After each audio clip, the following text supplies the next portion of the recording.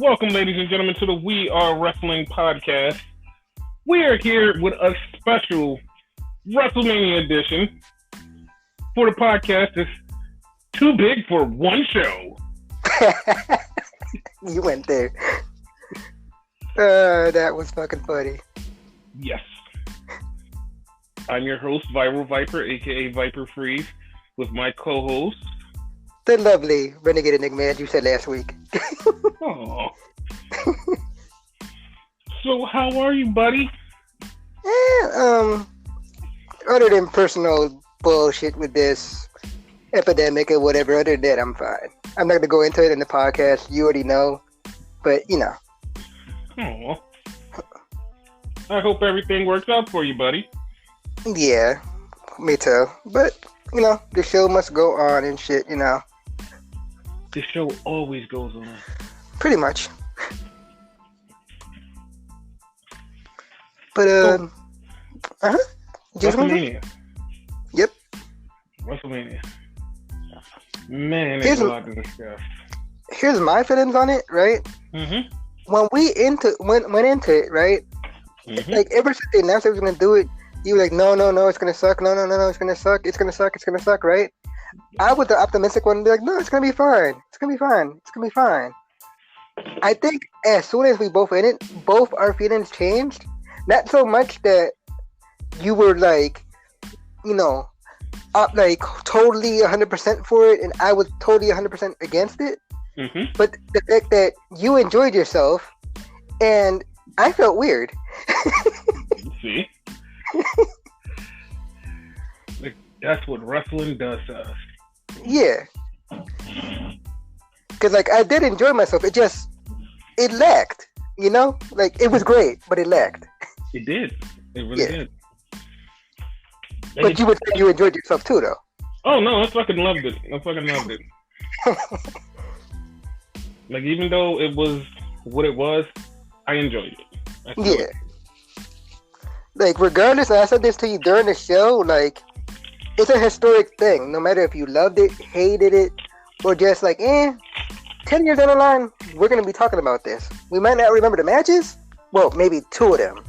But we're gonna like, remember this whole thing.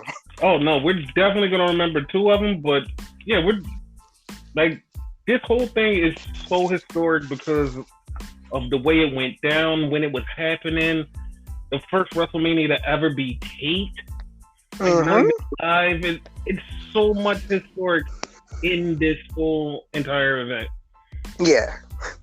And then, like, the first 2-night WrestleMania, like, that's fucking epic. Exactly. And it's funny because, like, earlier this year, we had kind of said something on the podcast, like, just jokingly, because New Japan had Wrestle Kingdom and they did a 2-night event, and we kind of jokingly was like, what if WrestleMania was 2 nights? And here we are with the first 2-night WrestleMania.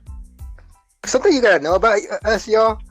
Usually we'll say something and just, like, we'll joke about it, and somehow, some way, the universe listens to us. Like, whatever deity you, like, believe in, God, Allah, whatever, they listen to us, and it happens. Yeah, because we brought back the television title. Twice. Yep. Twice. We brought back War Games. Twice. Technically 3 times. 3 times. So, yeah, people, we kind of say stuff, but it's kind of our fault by accident. Basically. Don't believe us? Go back to, like, old episodes and listen to what we say jokingly. And be like, oh, shit, that happened. Yep. Sometimes the stuff that we say seriously even happens too. Yeah. It was so much stuff. Like, we even predicted the WrestleMania main event before anybody, quote unquote, knew what was going on. Pretty much.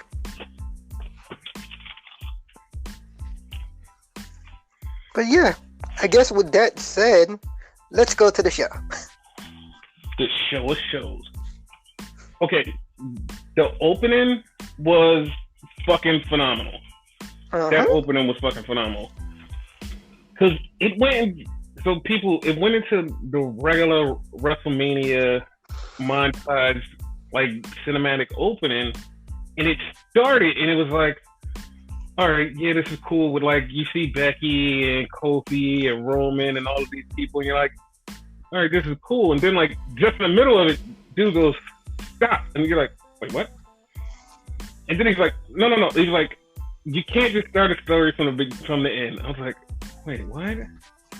And then he like kind of rewinded the story and went back to the beginning of it, and it was so weird and different that it was like, okay, this is weird, but like I understand why they did it, because it was like the end of the story would be at the end of WrestleMania, so they was like, well, go back to how we got here, and it was like, exactly. And when he says rewind, it wasn't just he said no, right? They literally rewind the tape. Yeah, that shit was really cool. And then like it went back to the beginning, and then it had wrestlers in weird situations other than the pirate situation. It was like, what the fuck? Like even the wrestlers was looking like, wait, how did we get here? Because if I'm not mistaken, that whole time thing, it was like medieval or something like that. No, it was like kind of piratey, like Jack Sparrow, like Pirates of the Caribbean-ish. Yeah. Okay.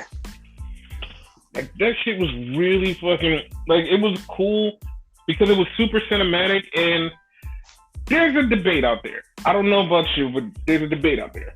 Okay. Because it's a debate that either 2 or 3 people were the voice of the pirate guy. So, oh, really? I haven't heard this. Some people are saying it's Johnny Depp, which is like the actual Jack Sparrow. Then some people are saying, no, it's his sounded like voice actor. Then some people are saying that it's British actor Simon Pegg. And it was like, well, shit. Like, if WWE got any of those people to be on here, it would kind of raise the stock of WrestleMania. Yeah, most definitely. Because, like, the voice did kind of sound Jack Sparrow-ish, and it also had a British feel, so I knew it was somebody, but I don't know who it was. Like, and nobody still to this day has confirmed or denied who this person is. Exactly. The first day I didn't notice the Jack Sparrow-ish of it. It was the second day that I actually noticed it. Like, wait a minute. Yeah.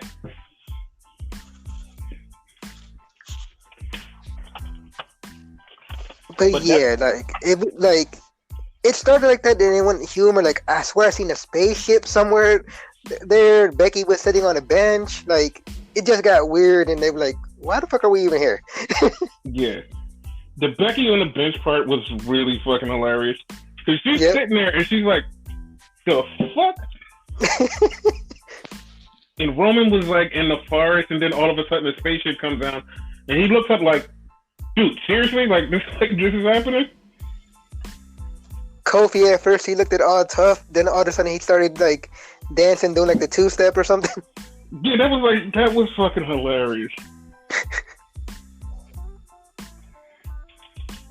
Like, okay. Like that whole opening, like WWE comes up with some really creative shit on their openings. Yes. Can't wait till next year's, because you know that one. If this one was cinematic as shit, considering, and we'll get into it later, but considering where that one's going to be at, you know they're going to go all out for that one. Mm-hmm.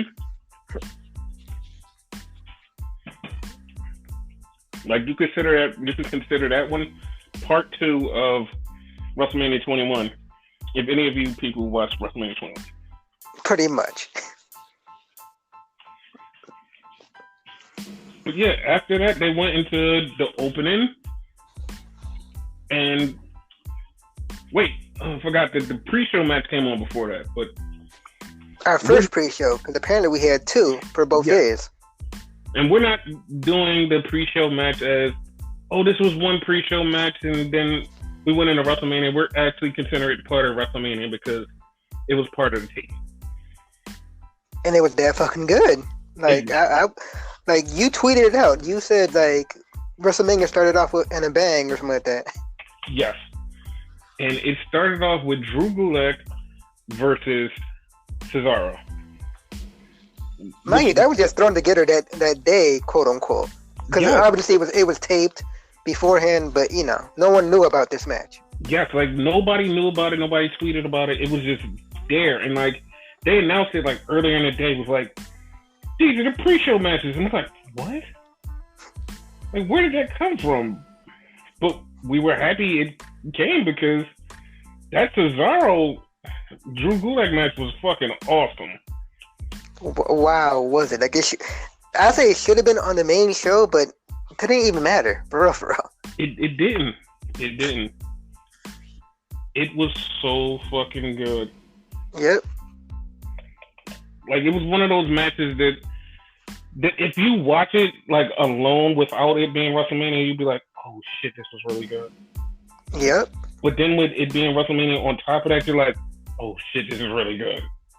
Yeah. But yeah, they worked really hard. They fucking stole the show because they set the bar really high for wrestling that night. Like no matter what you think, it was like that match set the bar for wrestling in the ring because they went out there and bust their ass. Like they had a match like they were at PWG or something. Like they really fucking killed it. I didn't think about it that way. Good point. Yeah. Yeah, like they went out there was like, yo, we can't do anything better than this. Well, fuck it, we're just gonna do this. And they went out there and they tore the fuck up, and like right then and there, like I was like, okay, WrestleMania is gonna kind of be cool. Like soon as I see that, it's gonna kind of be cool. If everybody puts in a work rate like this, it's gonna kind of be cool. Yeah. And pretty much everyone did. Honestly, even the matches like I was like kind of sour on, even they tried. Yeah. But yeah, that match happened and Drew Gulak won? No. Cesaro won. It was a weird finish, but it was an awesome finish. Like Cesaro, he had Gulak in I want to call it an airplane spin. My moves are kind of messed up. Like it's the UFO. The one it's when he throws you over his shoulder and starts to spin, and that's the UFO.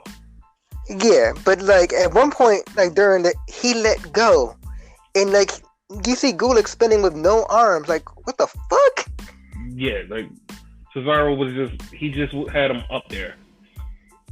He was just fucking up there.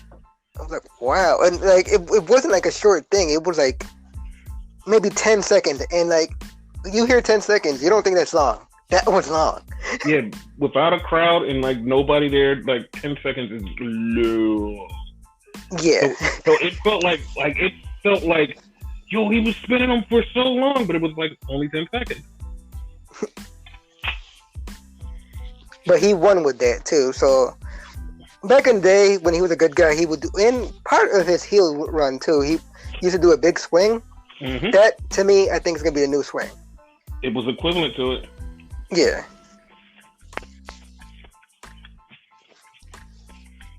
But yeah, he won with that. Mm-hmm. And then we had our first championship match, the Women's Tag Team Championship. Mm-hmm. Now coming into this, like, I wasn't so hyped for this match because I know the original plan for this match, and I was like, man, it would have been so much better. But then again, I was like, fuck it. Like, it's WrestleMania. Shit happens. And I'm like, all right, let's go with this match.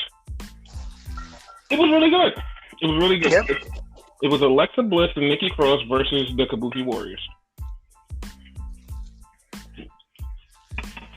How do you feel about that? I love the match. Like, just like you, I was like, okay, because it felt like it was kind of thrown together and whatnot. Yeah. Just like most of the matches on this card, like nothing felt like it had like a build to it, nothing like that. Yeah. You know, and then the rumors behind, you know, like such and such may be leaving the company, you know, stuff like that. Like that kind of soured me on it. But other than all that, good match. You don't want to go into that? Who might be leaving the company? I mean, if you want to, yeah, you know what I mean. Okay, so this is what happened, guys. A lot of people jumped to conclusions and said that Kairi Sane would be leaving the company after WrestleMania. Now, it wasn't really reported anywhere that this would happen, but they basically said, "Oh, she's not there. She hasn't been there for weeks, and like her husband lives in Japan, so she's going back to Japan, and Stardom wants her, so she's going back." Well, none of that has been confirmed or true, but she did get married. She just got married. Mm-hmm. And she came right back, and everybody, for some reason, because she wasn't there for like 2 weeks, was like, "Oh my God, she's gone. She's done with the company." No, she got married, and when the time that she got married was right at the time at the start of the pandemic, which means she couldn't travel back and forth. So WWE gave her enough time to stay there and get married and be able to do her little, honeymoon thing. And right after that, she came back. She came back right before WrestleMania. Like literally, like 2 days before WrestleMania, she showed up. And like everybody had already had their preconceived notions. Yo, she's not showing up at Mania, but she was at Mania. Because I even discussed with you before, like they even came out. I was like, what did they replace her? And in my mind, I had the perfect replacement and whatnot. I'm thinking Io Shirai. That was a perfect replacement, though. Yeah, but like, fortunately, that didn't go down. But somehow, some way, I want that trio to happen, though. Yeah, I mean, it's a possibility that it'll happen soon. Yeah. But I forget the ending. I remember who won, but I forget exactly what happened. Okay. Do you? I kind of do. But there was a spot in the match that a lot of people that were watching it very closely seen. So there's a spot in the match where Alexa Bliss is down and she's pinning Kairi Sane. And it's like a quick cut. Like if you look closely, it does look weird. It goes from Alexa on the ground to Kairi jumping off of the top rope with an elbow. And it's like, what? Like if you're paying attention closely, you're like, oh, what the hell just happened? But like they edited footage together and it was like, oh, wow. But she hit it with the elbow and like she broke up the count. Alexa and Nikki were well, not Alexa, Nikki. Alexa and Kairi were fighting, and Nikki was fighting with Asuka.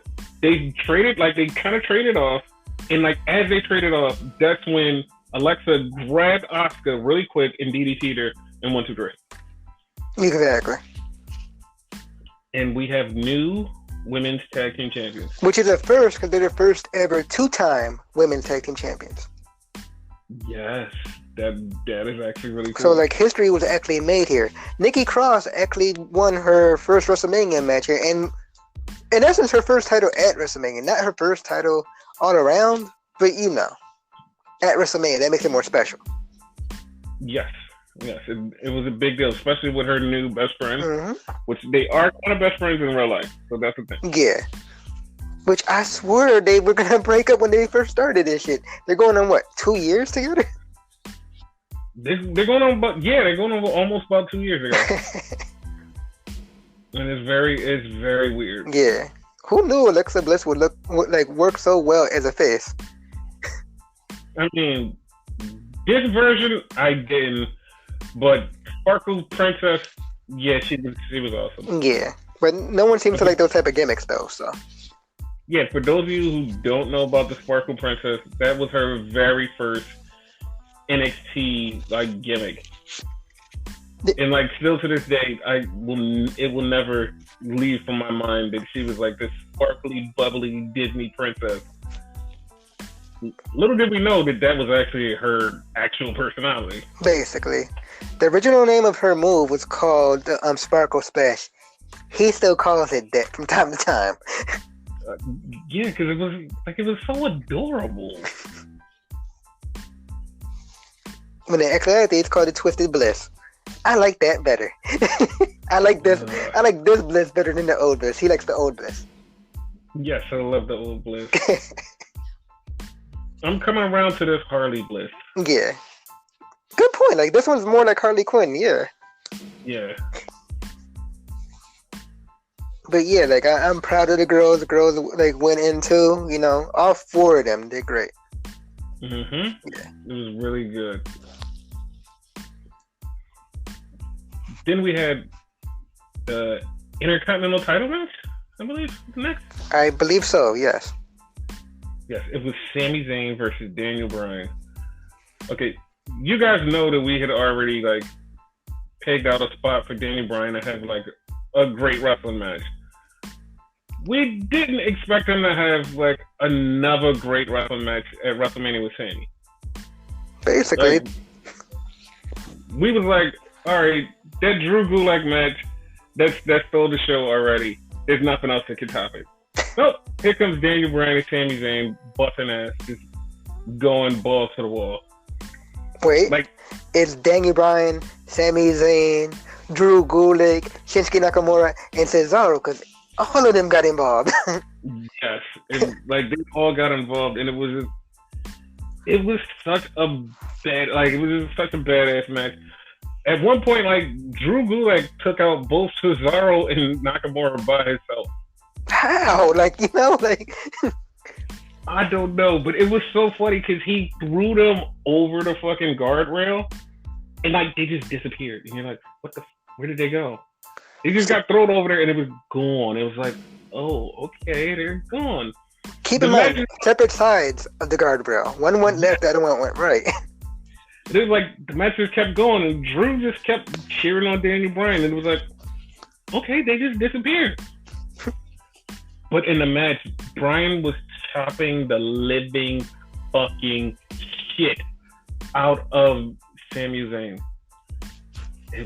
Wow. It's like he was chopping them, like, you could hear the punches in this chop in every little piece. Like, you could hear everything because it was no crowd. And they weren't trying to hold back. They were just going hard. It's like strong style and shit. That's what I equated to. Yes, it was just so fucking cool. Like, and they wrestled so hard. And it got to the end of the match where you thought that, well, Cesaro and Shinsuke Nakamura came back. They beat up Drew Gulak a little bit. And Bryan went out and jumped on him. So he got back in the ring and was going to do the flying headbutt on Sami Zayn. And literally, in my mind, and I said it out loud, I was like, yo, what if he boots him off the top rope? And my dumb ass goes, there's no way to defy logic he could do that. What happened? He booted him. This goes to what I said earlier in the podcast where we will say something out loud and it happens. Yes. He booted him and got the 1, 2, 3, and I was shocked, like, okay. But man, they put on a fucking clinic. Like, I tweeted out, like, it was a hell of a match. You know, man, it's a pun there, but yeah, man, it was awesome. Yeah, like, that shit was pretty cool. And Sami Zayn won, just so we can remind y'all, Sami Zayn won. Yep. Yeah, we need to tell you Sami Zayn won, because, like, yeah, he wants everyone to know this. Like, it was a momentous thing. Like, yeah. Yeah. Then we had the triple threat tag team ladder match. Oh my god. Now, this one changed last minute, for those that don't know. It was supposed to be Miz and Morrison versus the Usos versus the New Day, Big E, and Kofi Kingston. I have to say which ones, because there's actually 3 of them. But it changed to a one-on-one match because Miz is sick and whatnot. No idea if he has the thing or not, but he's sick. Yes. So it wound up being Morrison versus Jimmy, which they kept calling the Uso. I was so offended. You pointed it out, like, what the hell? And Kofi Kingston and whatnot. Yes. Reports were supposed to be a one-on-one match between, was it Jimmy and Morrison, I believe it was? Mm-hmm. Yeah. Again, like in the reports, they called it the Uso because like they didn't know which one it was, but whatever. Yes, that was so funny because Michael Cole just kept saying the Uso, and at first, it didn't hit me, and I was like, why did he just keep saying the Uso? And you said, and I heard it like, yo, he is saying that. Like, he didn't even give him a name. He's like, the Uso. Like, okay. But they fucking tried to kill each other. They did my God, they went hard. Like, they went fucking hard for no reason. Well, I mean, there is a reason, but, like, they went hard. Like, they bust their fucking asses, like, Jesus. Dare I say, all three men are the Shawn Michaels of their respective teams. Yes, they are. Maybe not Kofi. Maybe we could give that to Xavier, but he shined here. Yeah, Kofi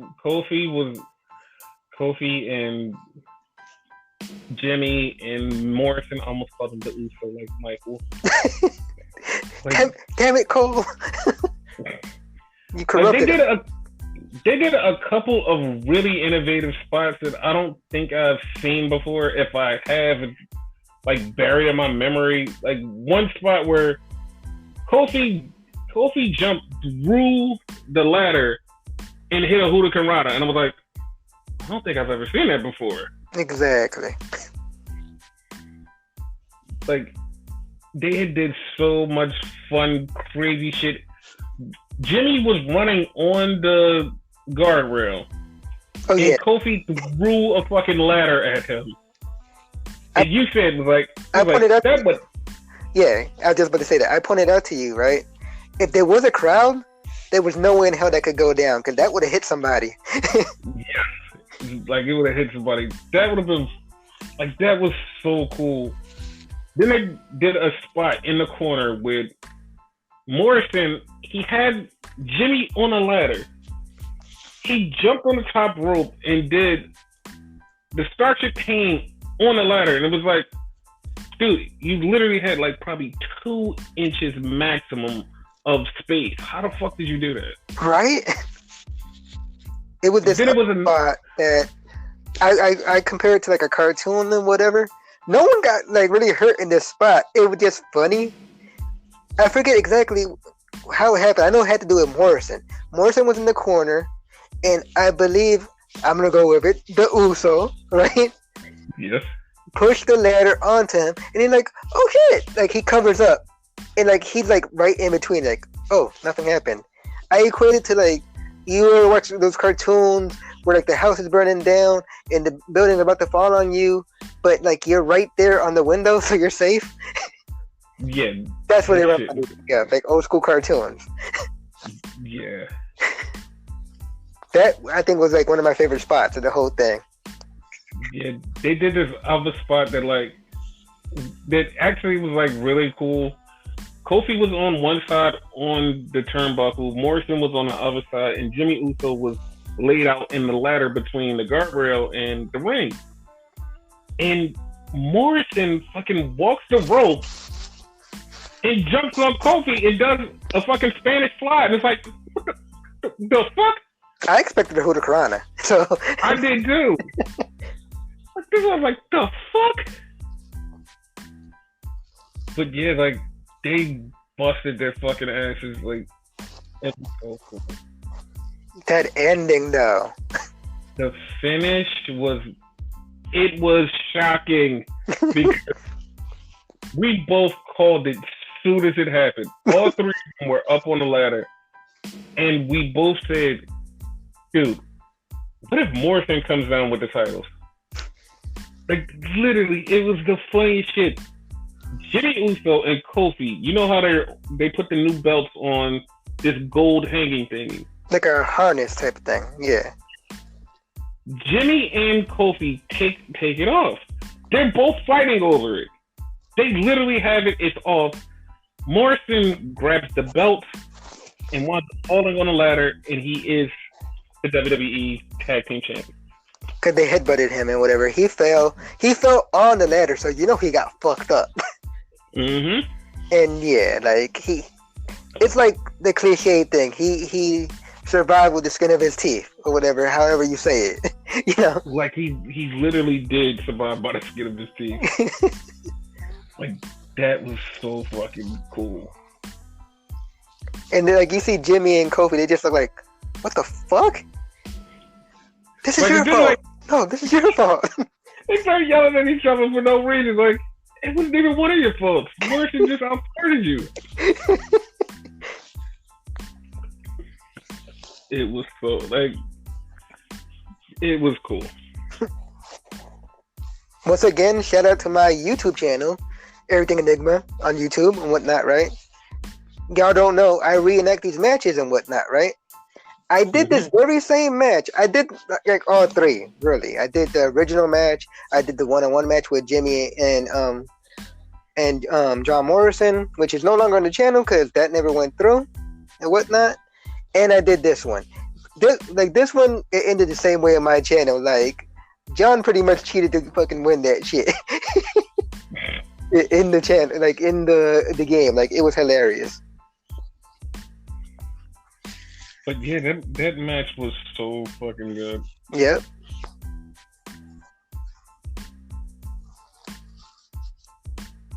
What else? What was the next match after that? I don't remember off the top of my head. Like, I remember the matches, but like, let me check. The Becky and Shayna match. This one was okay, you know. I'm not so like butthurt about it like everybody else is. Come on, man. Come on. Why are you not butthurt by it? I mean, like, it was like the match itself was okay. What ruined it was the finish. That's all. Okay. Okay, I'm going to go on a little bit of a tangent here because the match was good. Like, they bust their ass. The finish was ridiculous. Before you start though, Becky came in her truck, which that's getting tired. They need to stop that. Mm-hmm. And she had a gold jacket and whatever. That was okay. Rhea had like a Vegeta from Dragon Ball Z inspired. That's the next night. We're still on night one.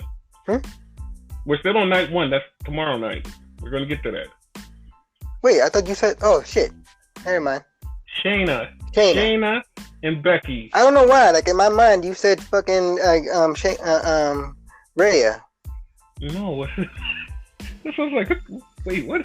Wrong Excuse me. We'll get to that later. We're gonna rewind like the fucking intro. Yeah. But the thing is that I hated about the match was Shayna and Becky, like they fucking killed it. And it got to the point where like right at the end, Shayna is literally has Becky down. And she and like every submission, like Becky cannot get out of what is it? The Kikuta clutch. Yeah. No, that's not. Karafuda clutch. Karafuda. I mean, they're similar, so they're to me the names are like interchangeable. So screw it. Like she kept trying to get out, and she wouldn't. Like Shayna wouldn't let her out. In my mind, I'm like, okay, Shayna should win here.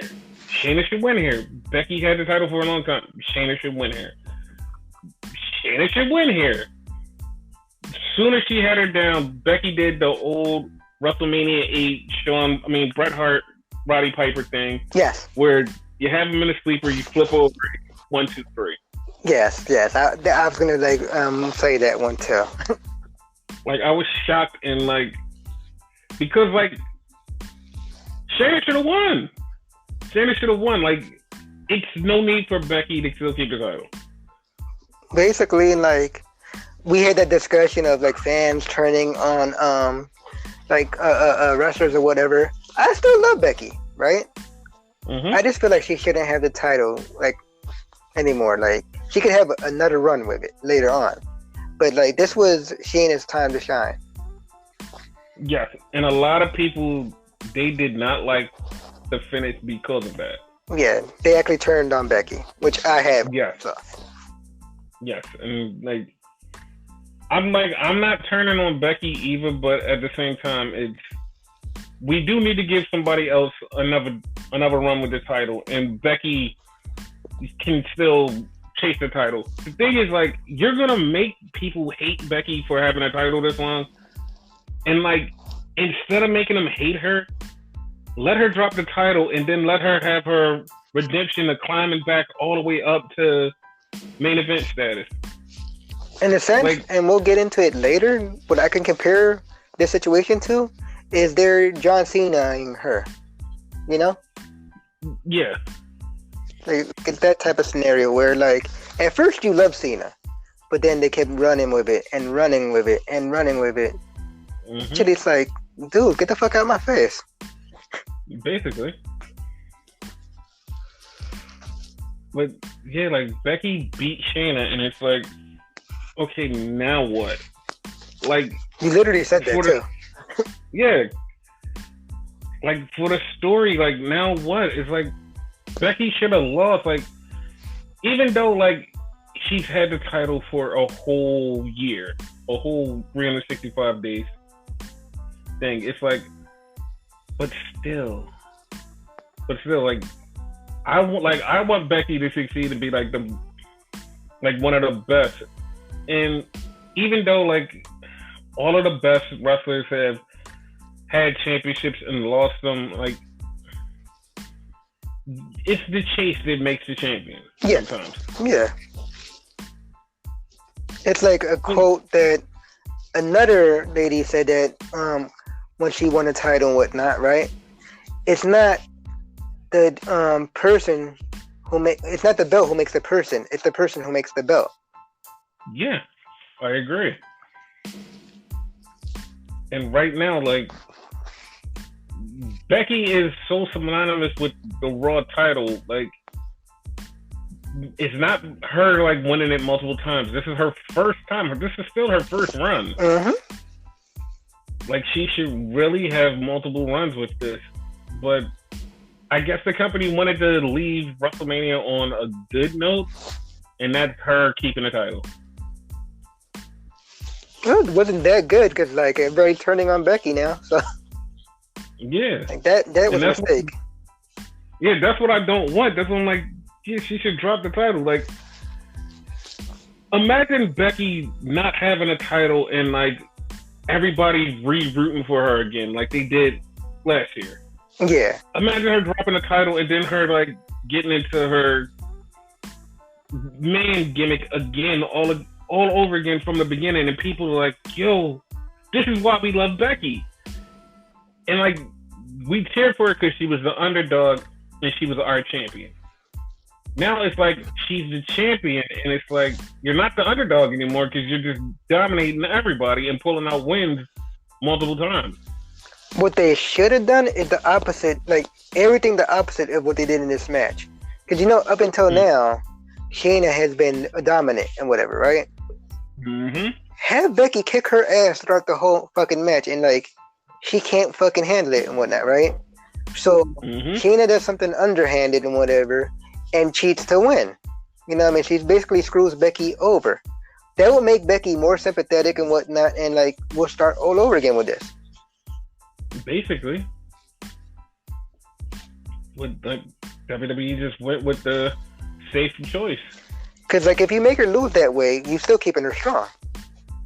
Mm-hmm. You know? Mm-hmm. There's such thing as someone losing and staying strong. Exactly. But this one didn't make her stay strong at all. It was like you lost because you didn't think. Because, like, she got beat that way by Kairi Sane. Like, you should have learned the lesson and stopped. Like, you should have let her go, and she would have flipped over, grabbed her again, then tried to tap her out. Good point. I didn't think about that. That did happen. Yeah. Yeah, it's like you know your history. Like the fuck. But Becky won. Yeah. And then we went on to the match. I'm actually looking at the matches now. We actually skipped the match by accident, right? What match did we skip? And like, justifiably so, because it wasn't the greatest match in the world. It was Elias versus King Corbin. Long story short. That was on this? Yeah, it was day one. Damn, I totally forgot that match. See? Forgot it existed. Like, it had no build. He threw him off of a thing. Match happened. Long story short, Elias won. No need to go too much into it. It happened. Boom. Yeah, it happened. It happened so... I just put it out because it wasn't day one, and that we're trying to do everything day one, and then do day two. So. Good. Now let's get on to your favorite match, and possibly my favorite hilarious match. Okay. Braun Strowman versus Goldberg. Oh my God. Because you said my favorite match. I'm like, you can't be talking about this one next because we have two more. No. Yeah, no, this was one. No. Yeah. This ruined day one for me. Like, what? You don't like Goldberg? No. Nor do I like Braun. Yo, it's like somebody pointed out something on night 2, and it has to do with night 1. And when they pointed it out, I laughed so hard because it was seriously true. Okay. This match was, I'm literally going to tell you guys exactly what happened in this match. Uh-huh. I'm going to tell you move for move. Goldberg, spear. Spears Braun. Spears Braun again. Spears Braun one more time. Spears him again. Braun. Power slam.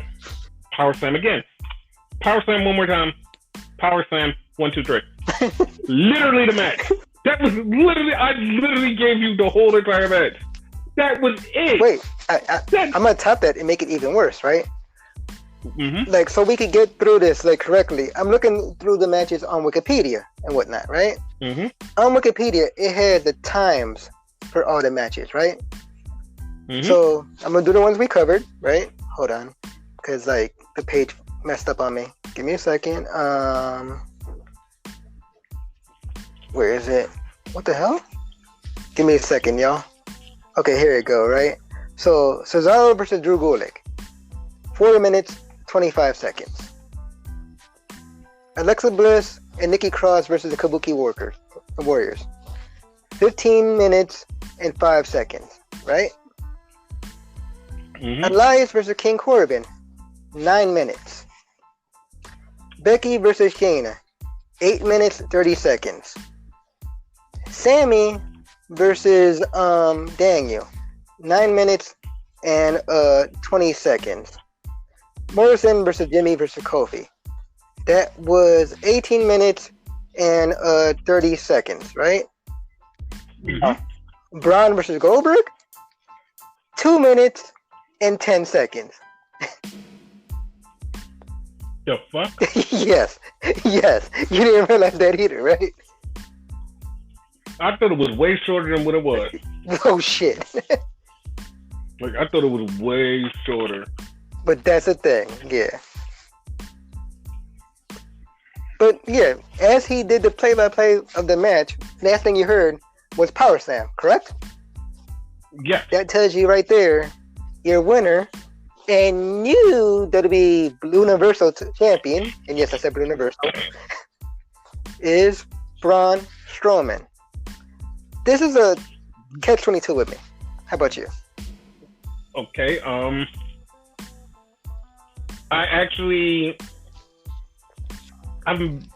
against it a lot more than I'm for it. Yo. I'm against it because of Braun Strowman's comments, and that soured me on him. Also, I'm against it because this is literally 2 years too late. It's over now. Like, the Braun Strowman experience is over. Like Braun Strowman became sorry. He became the Big Show. Like sorry, Big Show, but he became you. If you became a big mean monster, and then all of a sudden they took all of that away from you, and you just became a dude. Like that's how I feel about Braun Strowman. Like he was on such a run 2 years ago that everybody wanted him to win the title. What happened? Not a goddamn thing. Not one fucking thing. They put him in one title. Matter of fact, 2 title matches. Everybody wanted him to win. What did they do? Nah, fuck this guy. And they kept making him lose, and he went back to total shit. And like, there's no reason for him to even be in this title match. Like, you could have picked any fucking body. Him? No. I'm gonna beg to differ on one thing though, right? Mm-hmm. He's nowhere near the Big Show. The Big Show on his debut match beat Hulk Hogan for the WCW World Championship, and within like a year or 2, maybe 3, he became WWE champion in WWE. So not Big Show. If anything, weaker than Big Show. Way weaker. Yeah, he was way weaker than Big Show. Yeah. Like Big Show at this point, I think like a 5-time champion. Correct me if I'm wrong. Like he has like a number. I think it is 5. Yeah. But it's like, man, I was just like, I don't know. I don't have a good feeling about it. I know that they had to get the title off of Goldberg, and Roman wasn't there because he doesn't want to get sick. But still, like, you could have gave it to anybody else. You could have made somebody in that night. Pretty much. Like that was my thing that like upset me about it. Like it could have been anybody else. Exactly. But they decided to go with Braun and whatever. I agree with you 100%. They should have went with somebody else. I'm sour on Braun and whatnot. You know, due to what he said, and like, you know, man, it's too little, too late. Mm-hmm. And like, I don't know. I just don't like the muscular guys, or you know what I mean? Like, I prefer somebody with like some charisma, or whatever. Like, he really doesn't have charisma like that. Like Drew McIntyre, right. Like he's the perfect person to me. Like all along, he's always been perfect. What makes it right for me though is he's the younger guy, and you know he's full time and whatever. I don't like Goldberg. I never have. The only like part timer I'll accept is a Taker. I've always said that. Yeah, like the thing that's bothering me even more about the Braun Strowman thing is where we go from here. And I know people are like, well, they can make up somebody. Here's the problem. There's like not really nobody that you can see be a credible challenger to Braun. And we won't see Roman Reigns for the foreseeable future. Like until this pandemic is over, we're not seeing Roman Reigns. Like Braun Strowman is a face right now, right? Mm-hmm. So the only person I see in the title picture right now, and you're going to be angry about this, because I'm kind of angry about this, right? It's Seth Rollins. Now, one-on-one... Seth Rollins not on the show. Huh? He's not on the show. Seth is on Raw. No. Like, hear me out, right? We're after WrestleMania, right? And after WrestleMania, we're bound to get some type of draft. Or whatever. It already started on this Monday and whatever, with some people getting switched over and whatnot. So, like, who's to say he won't eventually wind up on SmackDown? You know what I mean? With his crew, which that's the only way he's gonna wind up being in Braun. You know, they need to, like you said, they don't have nobody, so they need to do something unique. You know? Mm-hmm. So that's the only like one with quote unquote star power, someone they'll believe in and whatnot. I disagree with it 100%, but it's WWE. That's what I see them doing. Well, they have to do something because there's nobody on that fucking show that should be fighting Braun and would be a credible challenger to Braun. Yeah. Like, to be honest, like, it's fucking hilarious. The only person that I literally can, like, believe and laugh about would be Sami Zayn. Yeah. And I know people would be like, wait, what? Dude, Sami Zayn literally beat him at the last pay-per-view. For the IC title. Like, he pinned him. Correct, yeah. Yes. He beat him. So, he literally has a claim to Braun. He has a claim to Braun. I didn't think about that. Good point. Yeah. Yeah. Even though I don't want it because I already know they're not going to let Sami win, but it makes perfect sense. Yeah, like between the two, they'll let Seth win before him. So I'd rather have Sami win. Like, could you imagine how his character would evolve and how annoying it would be? It would be not so much to us because we love the annoying character, but you know. Basically. But like, it would be great. Now I mentioned Seth Rollins. He's the next match that we're gonna get into, though, right? He's not the next match we're gonna get into, but go on. Okay, what's the next match? Because we're not talking about the Boneyard. We're leaving that for last. That was on night one. That was on night Kevin one. Owens and Seth Rollins was on night one. I'm looking at it right now. No. Are you serious? We did 8 matches already. We covered 8 matches. Yep, there's 9. Oh. Well, go on. But yeah, Kevin Owens versus Seth Rollins and whatnot, right? Like, my heart of hearts, I would go with Kevin Owens versus Braun Strowman. But they're both face, so I don't know like if they would do that. Even though Goldberg was a face in this case. Mm-hmm. But yeah, that's my thing. Yeah, Kevin Owens versus Seth Rollins and whatnot. They had an initial match and whatever. It was a regular match, and I swear it had a stipulation to it at first. Okay. So last week on the podcast, we ran down the match card. We literally said Kevin Owens versus Seth Rollins in a no DQ match. We literally said that. What did they do? Oh, this is a regular match. No, you guys said a no DQ match. Nope, regular match. But wait, there's more. Yeah, they had a regular match, and Seth hit Kevin with the bell and got disqualified. So Kevin was like, "You're not getting off like that. We're gonna have a no DQ, no countout match." And I literally yelled at the TV like, "Isn't that what we already had?" You did do that. You did do that. So they restarted the match, and they had a hell of a no DQ, no countout match. They had Shane McMahon's wet dream in this match. Yes. Go ahead, explain the spot. Kevin Owens put Seth Rollins on the announce table, and he climbed all the way up to the WrestleMania sign and jumped off onto Seth Rollins. And Shane McMahon was mad. Because he wanted to do it. Yes. It was a great spot because I didn't see that coming from Kevin Owens. You didn't see this from Kevin Owens, the same guy who did a Tony Hawk on that Raw stage. I didn't see it coming. Yeah. Maybe I was blind. I didn't see it coming.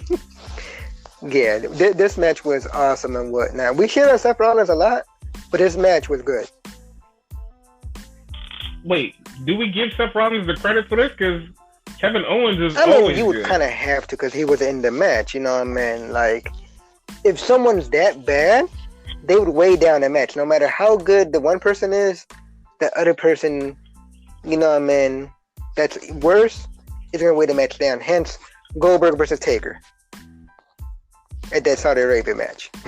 That match was horrible. And we both know Taker is awesome. Because we're going to get into that in a minute. But yeah. Yeah. So that leads us to the match that nobody really knew what it was. Nobody knew what it was going to be. But I can admit, from now on, everybody wants this. I want it. The Boneyard match. The Boneyard match.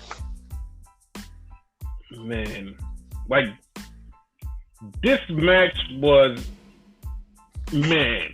That's all I can say. Man, let me tell you something.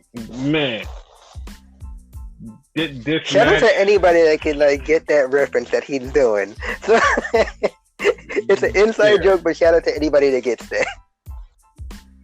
Man, that match was so good because it was the 2020 version of Final Deletion. It will not be Matt Hardy, eat your heart out. Like, seriously. Basically. And like, I felt a little bit bad for Matt Hardy because you left the company and now you're going to go to AEW and you're going to be able to do your own rebrand of the Final Deletion. But like, this was different. It was different because it came from WWE and it just was different. It was different than anything we've ever seen. It was just like, it was, I don't know how to explain it. Just say different. That's the only thing. Side note, Jeremy Borash had to do with this, which he had to do with the Final Deletion, so you know, you could kind of compare, you know. That's the reason this was so good. Mm-hmm. Yes. So the match starts off. We hear the Undertaker's music. His old school music, his very first music. Yes. And it's a hearse that pulls up. Yes. And it was so funny because as soon as the hearse pulled up, the first thing we said was, that's not Taker. That's not Taker. Because the hearse pulls up, these two druids get out, and they stand there. And then they pull this casket out, and they open it, and it's AJ Styles. Yeah. And it was like, okay. Like, that was pretty cool. So he stood up and he started calling out Taker. He's like, where you at, dead man? He kept saying it, just fucking taunting him. And then you fucking hear Metallica, and you're like, okay. And you hear the motorcycle. And like, I popped. I was like, oh my God, he's American Badass. I was kind of upset because I never liked the American Badass gimmick, nor did I like Big Evil. I think I mentioned that in the last podcast. So, yes. But man, like he said, let me tell you something. He came out with this bike and he pulled up and you seen him stand there and you knew like, oh, it's American Badass. Wait. You're a fusion of Badass and Demonic Taker? Like, holy shit. Like, he just was in all black biker / Taker gear. Like, oh, this is fucking awesome. He got off the bike and he just went right at AJ. And just, like, he just started fucking him up. And AJ was like, oh my God, no! And they just start going back and forth. And it was really cool because you could hear everything that they were saying. They were saying all types of shit. And it was like, come on, oh my God. It was really come on, cool. Alan. Like, what the fuck? Yes. Like, talk about me now. Then at one point, he was like, how old am I? I was like, wait, you don't know how old you are? What's my wife's name? Oh man, he's having a stroke.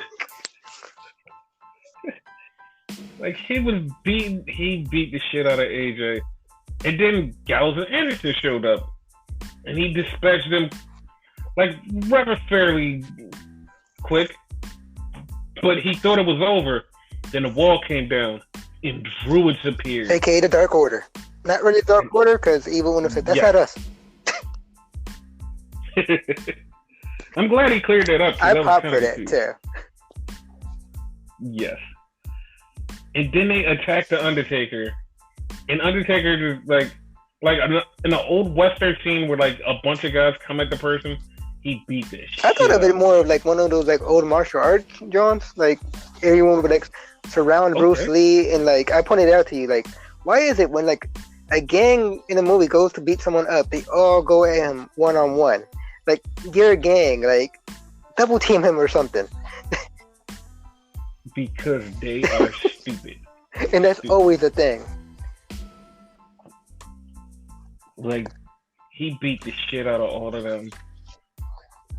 It was so, like, we're not even doing this justice with our retelling of it. Because it was so fucking epic.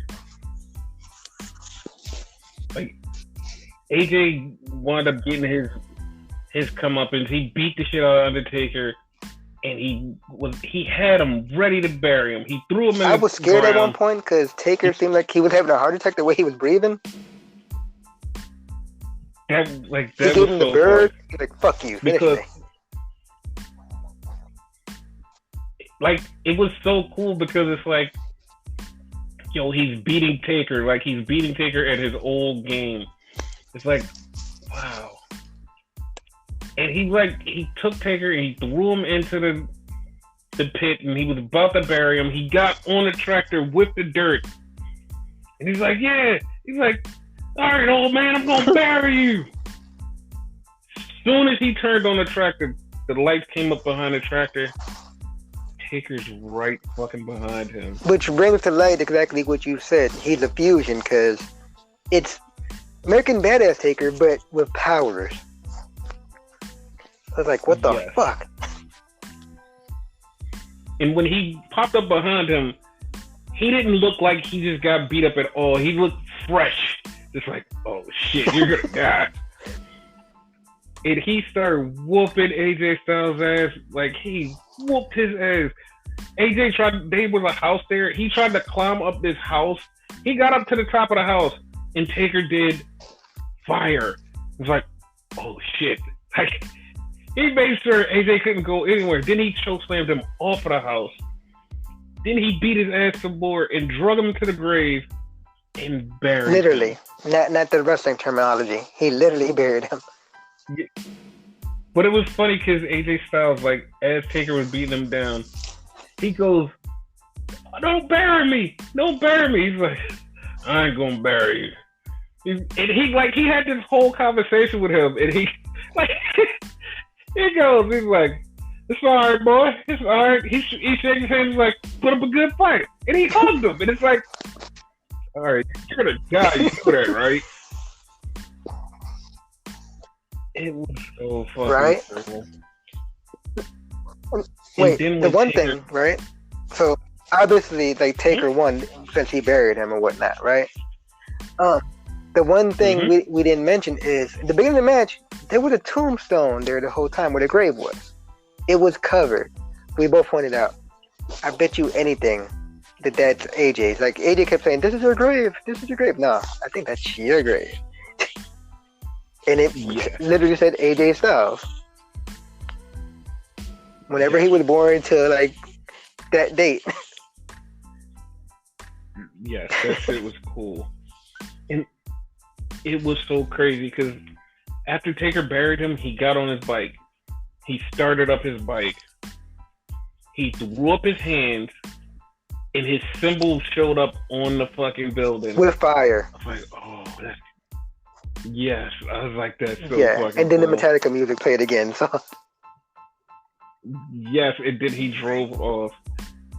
And it was the best thing ever. Like, it made WrestleMania the greatest show. That one match made it the greatest show. It was goddamn. No, on night one, because night two had something equally as good. Yes, but night one, like when we ended night one with the Boneyard match, we literally said, nothing will top this. WrestleMania is the greatest. Because, like, we literally said that night one was so fucking awesome, especially just for the Boneyard alone. Exactly. Like, wow. Yeah. But yeah, that's our review of night one of WrestleMania. Because remember, it was 2 nights of WrestleMania. So now we're gonna get into.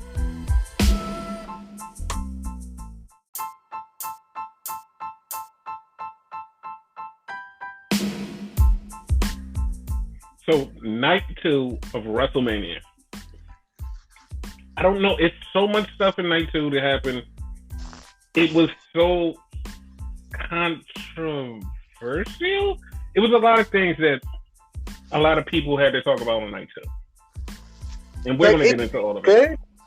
In my opinion, it was good, but it started slow. Unlike night 1 that started off with a bang. Yeah. So, well, I mean, night 2 didn't start off too bad. No, like it wasn't horrible. It was just like, okay, like, because the first match, which was this night's pre-show match, was Liv Morgan versus Natalia, or whatever. Yeah. It was a good match, but it was like kind of like, why? You know, like there was literally no reason for this. No, you both were good guys. Like, you had no beef, to my knowledge. You know. No, none beef.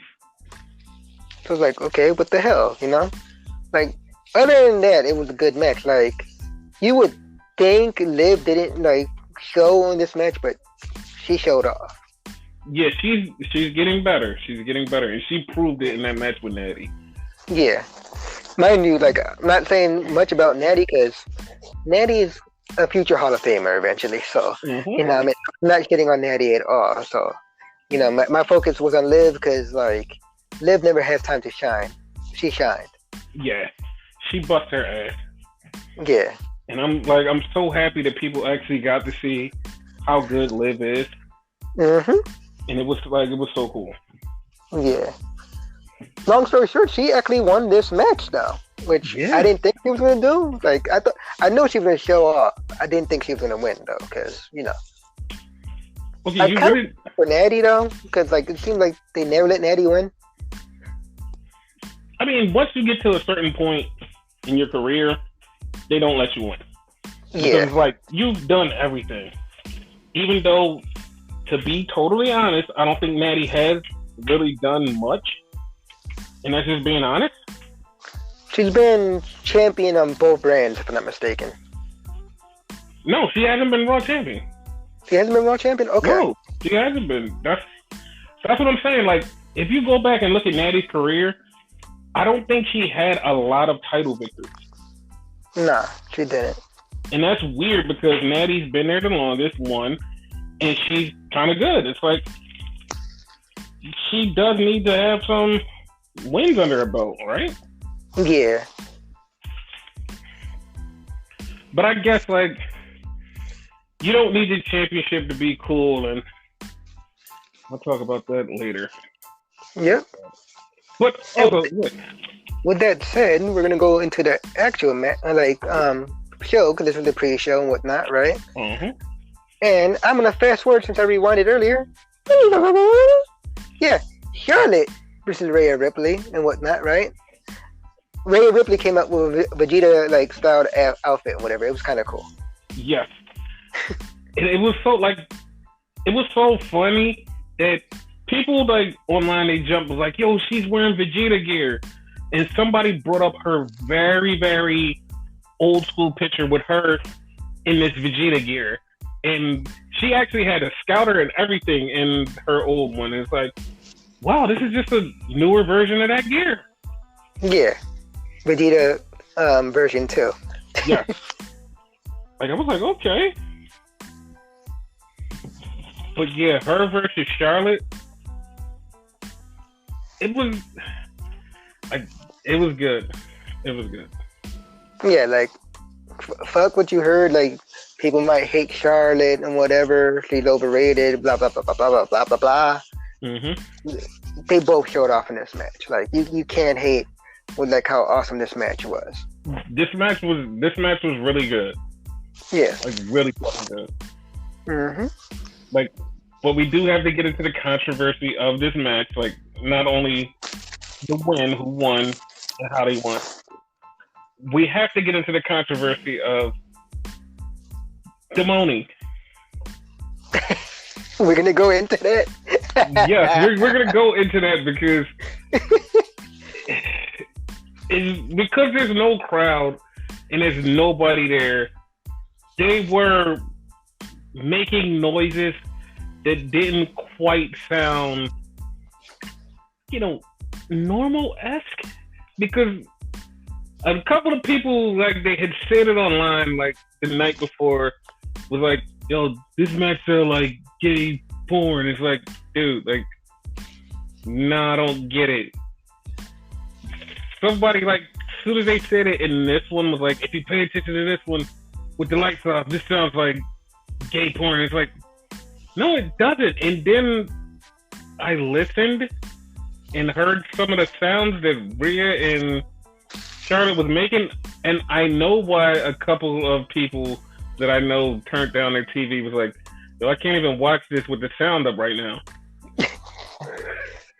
Like, wow, like, it's like, there's an actual meme out there that plays the Pornhub sound right before it. Like, they go into this match. It's like, yeah. Okay. It's like, okay, I totally get it. I totally get it. That shit was funny. Like, that's not taken away from the match. Like, No. It had nothing to do with the match, but it was just a little funny thing. Like, we didn't even notice it, like, watching it initially. Like, after the match, that's when, like, we heard about it. Yeah. But, like, they fucking, like, they went in on each other. My thought is Charlotte won the match. The start. Charlotte won the match. I think it was the wrong decision. I totally think it was wrong. Like, Rhea Ripley was on a fucking great run. Like, she's on a great run. She's the top babyface in NXT. Like, when she won the title, everybody cheered. Everybody went crazy. Rhea is the one. And Rhea just lost to Charlotte. And it's so, like, anticlimactic and, like, draw because it's Charlotte. It's not, like, she's won every title. Like, now you're winning it. One fact, you're gonna win that. Yeah, but, like, come on, Charlotte. Which is the main reason, like, earlier for, like, day one, I confused it. Because if you notice, both these matches mirror like, each other. Mm-hmm. Like, the 4 horsewomen, because that's who they are, did not need to win this. But, like, it's... I'm going to get into that later. Becky did not need to win that. Just leave it. I'll get into that later. No, but I'm talking about this match. And Rhea didn't need to win this match. You know what I mean? Rhea, like, as you said, had a role. And she was, like, the top star of NXT, and, like, now Charlotte is there. I don't, like, people are saying the reason Charlotte won was because to get more eyes on NXT. I don't see that as a thing. Like, I just see that as them entrusting Charlotte to do her thing. That, and, like, I heard when she actually was on NXT, like, a few times, like that match against Bianca Belair, she didn't really boost the ratings too much. She didn't. The one who boosted the ratings was Becky. But yeah. Whatever. Like, just whatever. Like, it is what it is. It is what it is. But Charlotte won. Like, and the thing is, the problem with Charlotte winning is, like, it's not like Charlotte's a bad wrestler. Charlotte is a really good wrestler. The problem is she just keeps winning titles in such a short period of time. Like, she's only been up on the main roster for 4 years. 4 years. She's won 11, 12 now titles. It's like, okay, we get it. We get it. We get it. We get it. We know Charlotte is good. And I don't understand why they keep putting her in title feuds. Like, it's gotten to the point where Charlotte's feuds don't even make sense if the title's not involved, because that's how many titles she's won. If she has a feud with somebody regularly, it doesn't make sense. If she has a feud with somebody with a title, it's like, oh yeah, it makes sense because it's Charlotte. Mm-hmm. But, like, she beat, like, I don't know what needs to happen, but, and I know people are like, well, they kept her away from the title for like a year. You do know Charlotte won the title last year. Like, she won the title last year, and she wrestled Bayley for like five straight pay-per-views. Like, she won the title last year. Like, she wrestled Bayley from, I want to say, May until like November. Yeah, May to like November.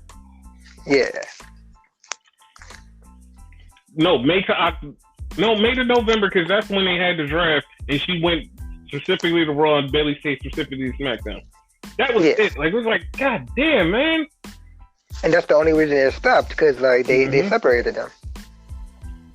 Like, I know Charlotte's gonna have a bunch of banging matches with NXT superstars, and like, it's gonna quote unquote raise the stock of these NXT superstars.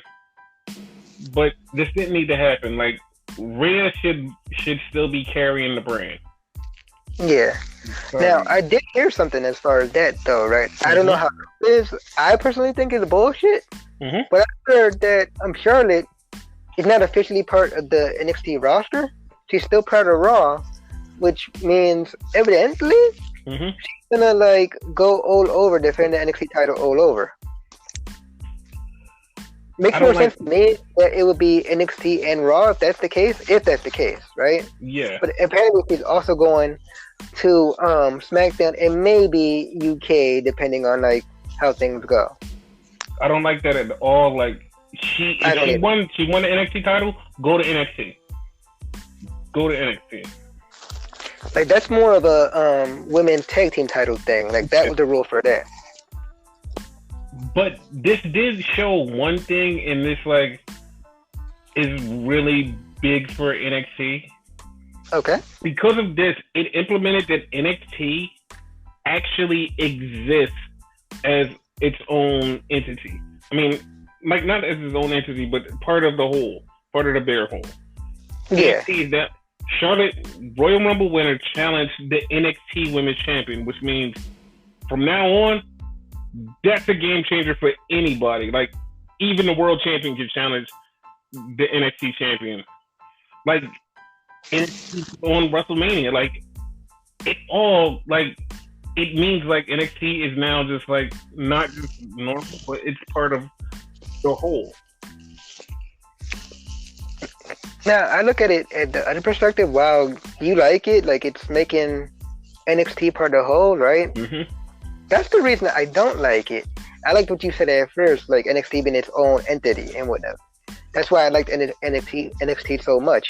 Now, WWE is bleeding in to NXT, so we'll see how it go. Like, I'm not shitting on Charlotte, but like, you know, like. But here's why I do like that. Okay. It gives us so many cool opportunities for matches that we didn't think we would be able to see. Like, now with it being all we can, like, everybody is all in one, it means we're going to see some shit that we have never seen before now. Like, Charlotte has a whole new set of people to play with, even though she's a champion. She has a whole new set of people to play with. Yeah. Like, it's like, that means it's a whole new set of great matches for her. And it's going to be a big thing for NXT.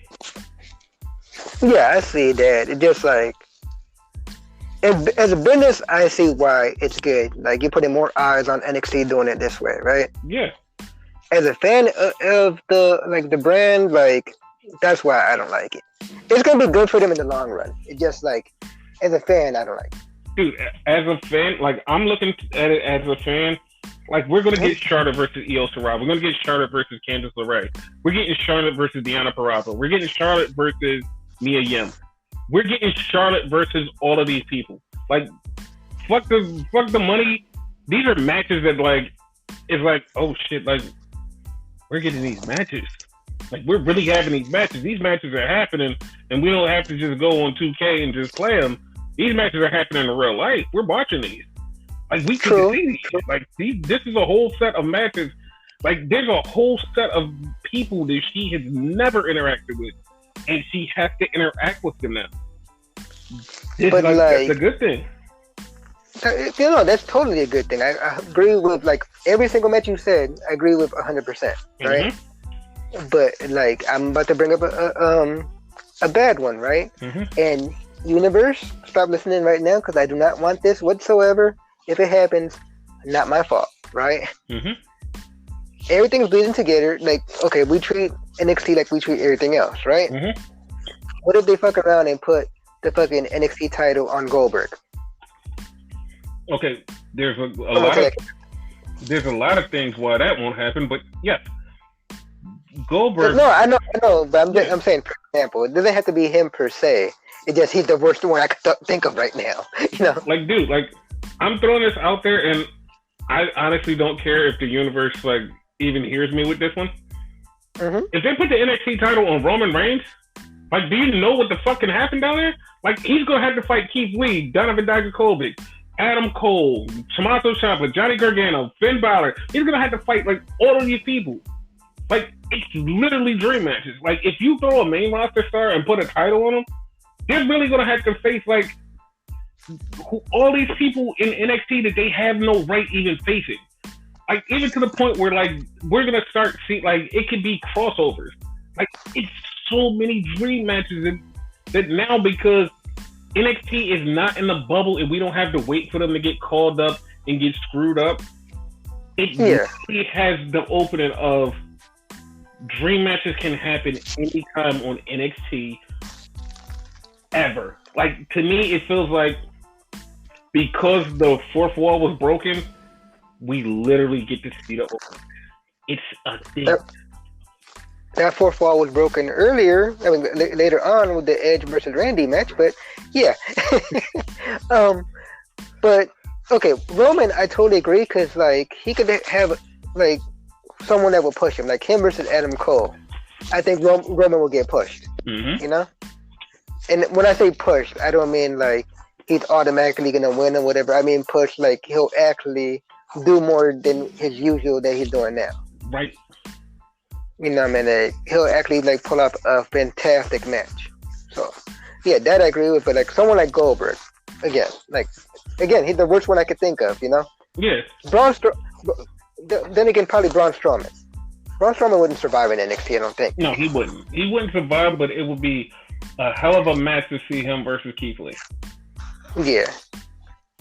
Like Roman, I would like in NXT. Like real shit.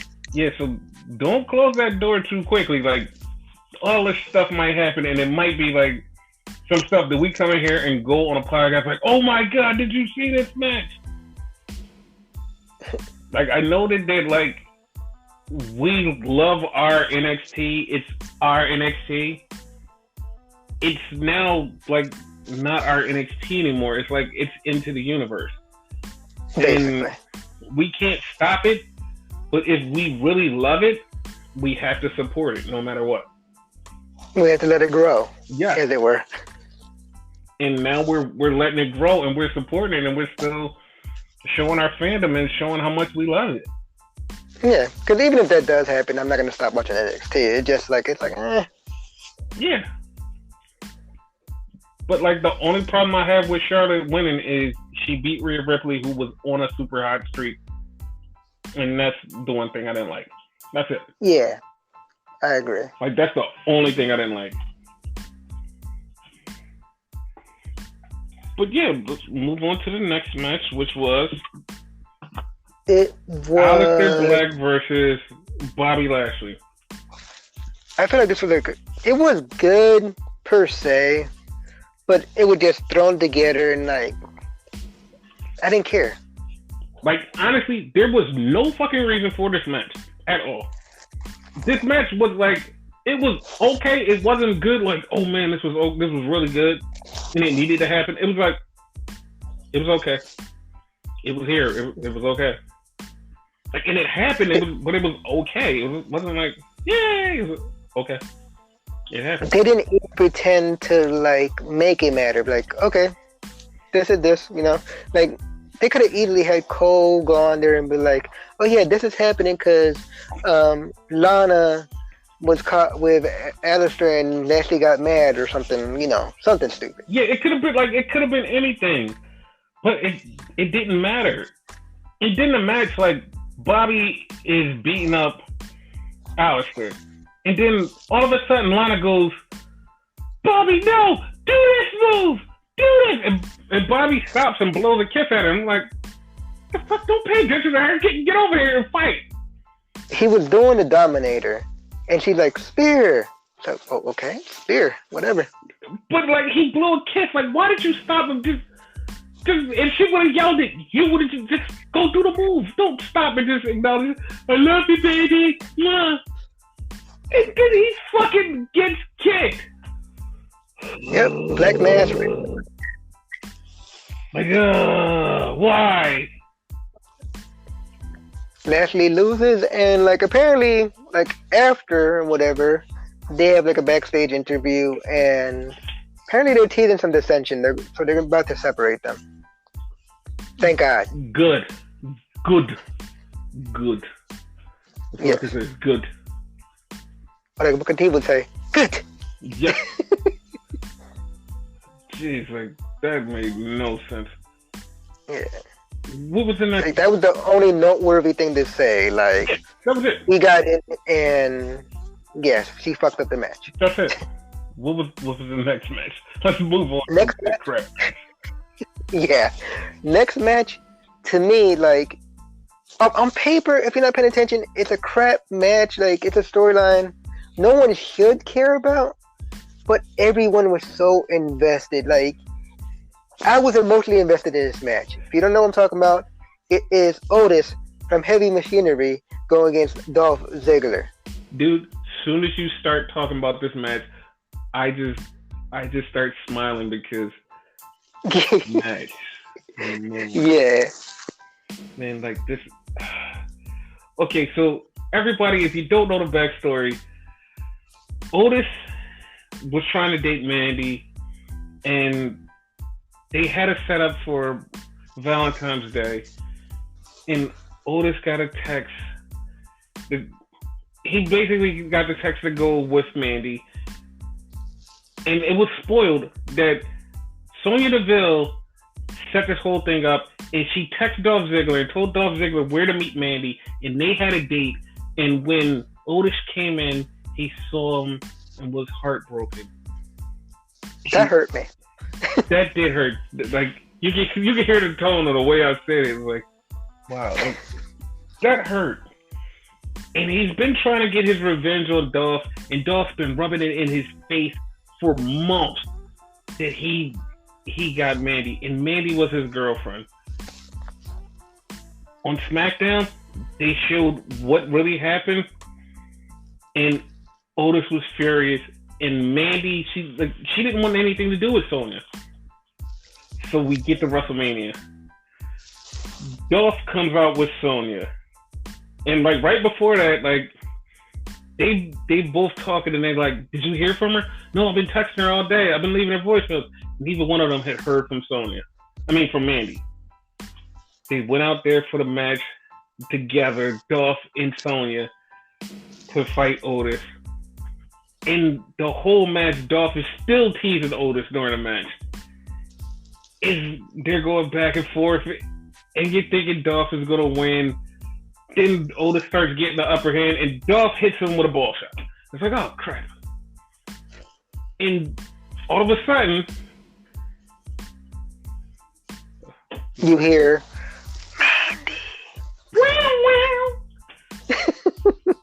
and she comes down looking like $1 million, and Sonya's like, what are you doing here? And she slaps Sonya, and Dolph turns around and is like, baby, what are you doing here?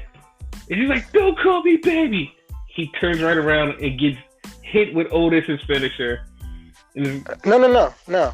She beats the shit out of fucking Sonya, right? after she slapped her, referee checks on Sonya, and Dolph, like he said, baby, what are you doing?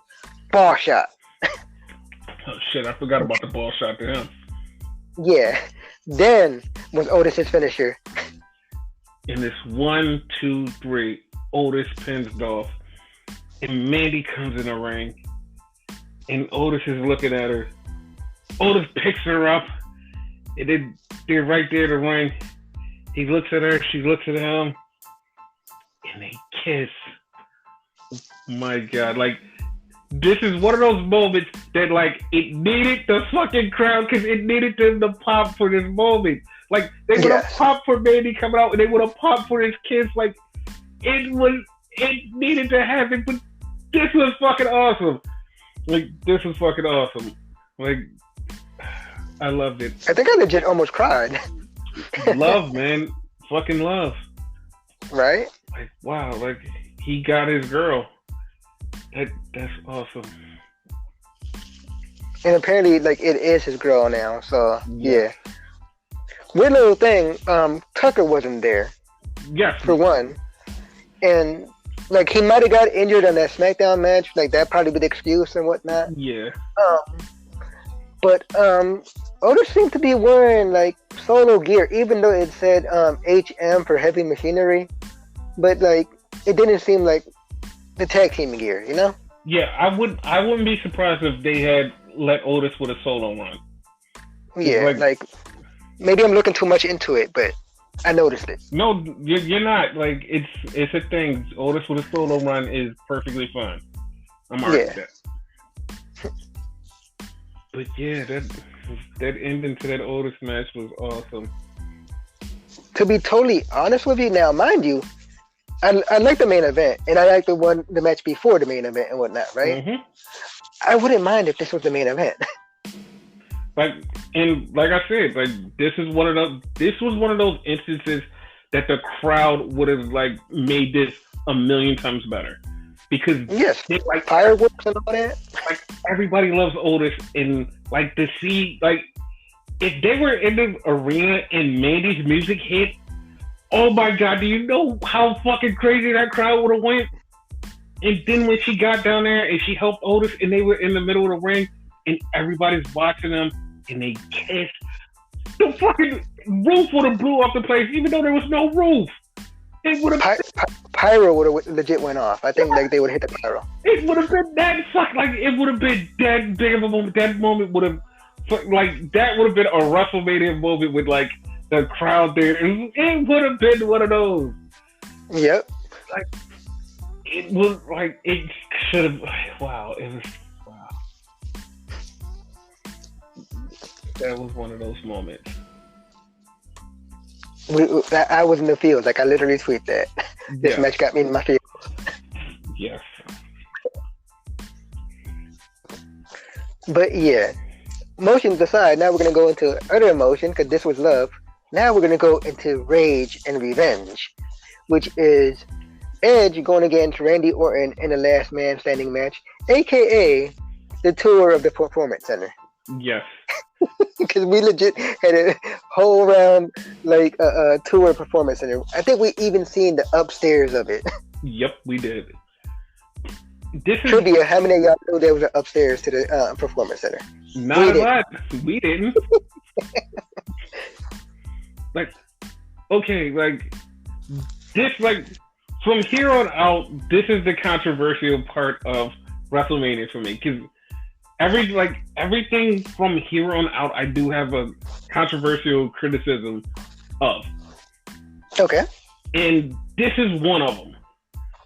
Like, this match was it was a lot.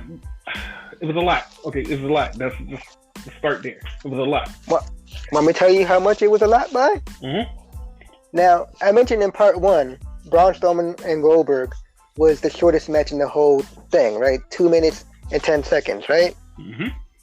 This match was 36 minutes and 35 seconds, the longest match on the card. God, that was a lot.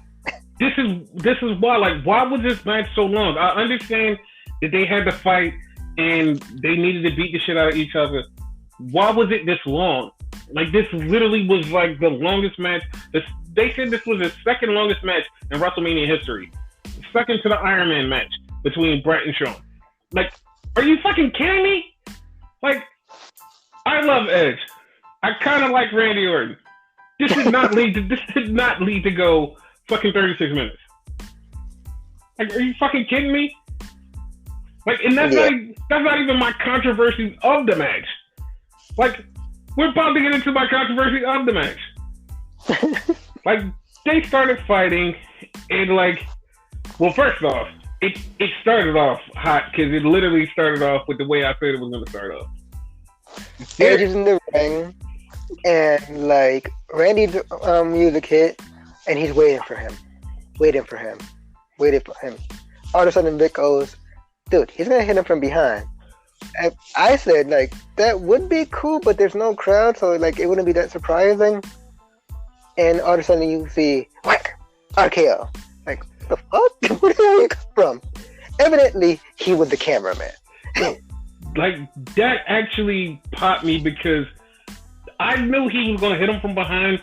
When they showed him take off his gear while holding the camera, I was like, oh my God, I didn't think they were going to do that. Like, what? They really went there. Yep. But that's how it started. And when he hit him with the RKO, the match didn't even start yet. So the ref had to jump in and was like, yo, can you wrestle? Can you wrestle? And like, he had to wait till Edge got back on his feet before they can ring. And I was like, yes. Yeah. It was like, I'm okay with that. I'm okay with that. And then they just start fighting and brawling.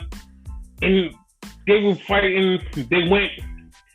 It was funny because they went to where the gorilla position, the second gorilla position, was in the performance center. And they're fighting that way. And it's so funny. If you're paying attention, you see Paul Heyman look like in the foreground. You see Paul Heyman. He looks and goes. He starts looking around like, oh shit. And he scoots over behind this table so nobody can see him. But it's like the funniest reaction because he starts looking around. As soon as he comes on camera, he starts looking around and you see him look both ways. It goes like, how the fuck can I get out of this? And he gets behind his table.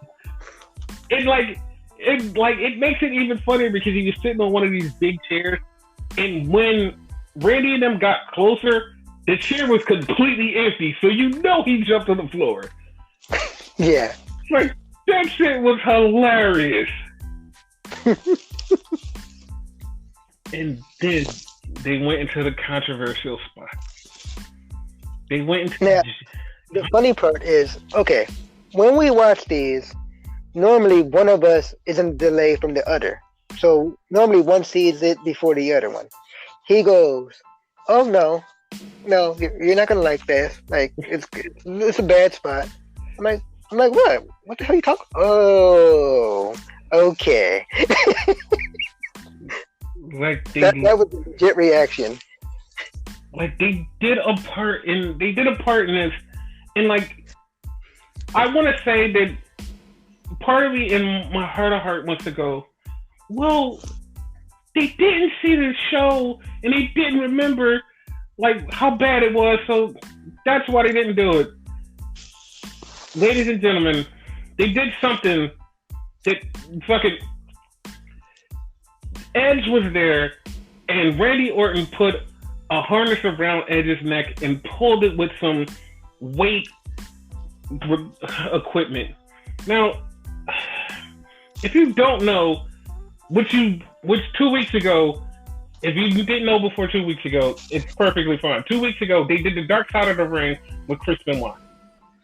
Like, that's literally how Chris Benoit killed himself. Like, that's the first thing popped in my head as soon as they showed that. Was like, oh my God, that's how Chris Benoit killed himself. Like, why would you do that?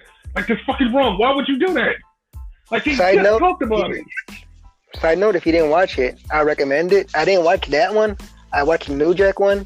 Watch the show. It's good. Yes. But dude, it just irritated me. Like, And they did it with no, like, just no thought, like, hey, we're going to choke this guy out with this weight equipment. They just talked about Benoit. We know how that happened.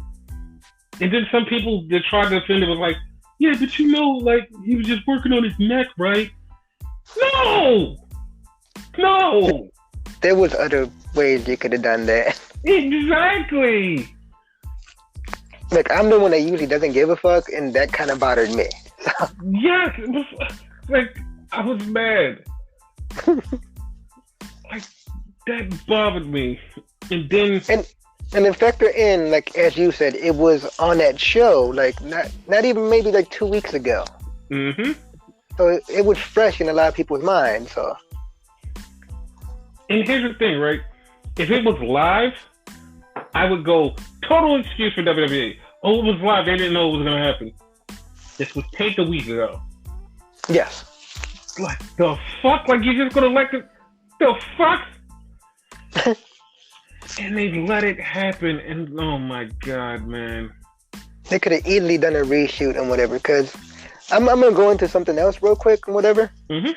Like, I don't know the exacts and whatever, but apparently there was an interview with John Cena and whatever, and apparently during the interview he said something they didn't like, and they like totally reshot the interview, did it differently.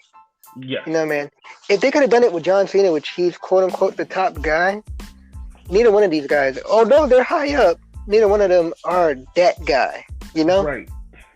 So why not do it for that spot, you know, man?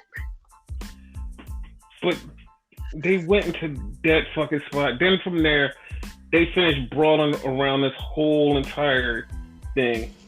And another spot in this that, like, I cringed for, and, like, it made me, like, really, like, worried about the spot after the show, and I'm gonna tell you why in a second. Okay. He jumped off of a ladder. Edge jumped off a ladder onto Randy Orton. And Beth actually tweeted, was like, she was like, you said you wasn't gonna do that. And he tweets back, sorry. Sorry. But, like, if you watch the Edge documentary that's on WWE Network, you would be worried about Edge doing, like, everything he did in that match. Like, we didn't watch it until afterwards, but it made us go, like, cringe a little bit, like, damn, he was doing all of that when, yeah, like, man, like, be careful, Edge. Because he legit said, oh, I'm not going to do anything to put my neck at risk and whatnot. No more, like, going through burning tables, no more thumbtacks and whatever. But you jumped off, here's what you didn't point out, right? Okay, He jumped off the ladder, right? The ladder was next to a fucking truck and whatever. So he jumped through, like, off one truck and a ladder through another truck. Yeah, and he just kept, like, he kept doing fucking spots where you're like, Edge, like, what the fuck? Like, he just kept trying to push himself, like, past his limits. Multiple RKOs, which the RKO alone is dangerous for him, just for his neck, so. Yes. Like, on the mat, okay, that one's okay, I guess, but on the floor or any other type of thing, like, no. Yeah, it was bad. Yeah. And then they got to the end where they wound up on top of a truck. Randy Orton gives him an RKO on top of the truck, and it's like, just like Renegade just said, on the ring, fine. That was on top of a truck. Yes. The production truck, like, the fuck? It was bad. He gave him the RKO, and Edge stood up and choked him out in the Jake Hager move. I know it has a name, but I just equated to Jake Hager because that's his finishing move. Like, in my mind, I want to call it a triangle choke, but I know it's not that. But in my mind, that's what I want to call it. It's something. I was going to call it the rear naked choke, but that's not it either. Okay. But it's something chokes. And he choked out Randy. Basically, if y'all don't watch AEW, which I don't know why you wouldn't, lately it's been awesome, right? Mm-hmm. It's the same move, that he did to MVP and whatnot. Yes, I totally forgot he did that to MVP. I guess that's his new submission move. Yeah. And then he puts Edge down, lays him on a chair for the one-man chair. He put Randy down because Edge is doing it. Oh, Edge put Randy down. Yeah. Yeah.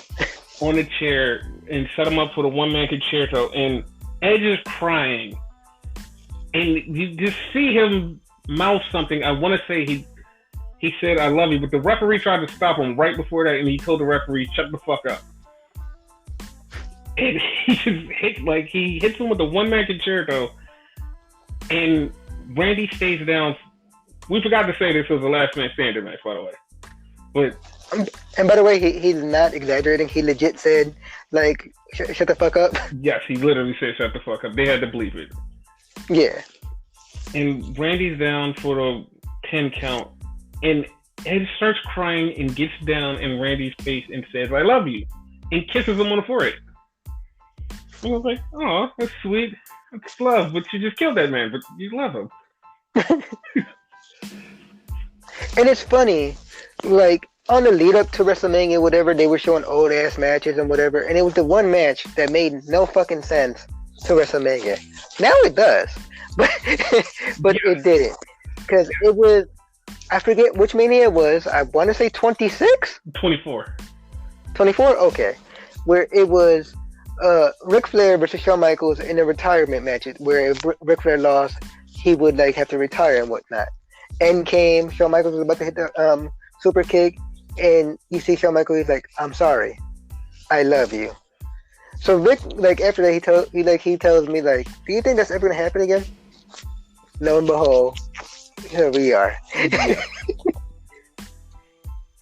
Which, in a sense, it doesn't make sense because Randy was legit evil in this whole storyline. So exactly, I guess this is him trying to redeem himself. Yeah. Maybe after this, Randy like has a new leaf, or whatever. You know, like he becomes good. Yeah. Because he did say he's doing this because he loves him. So. Right.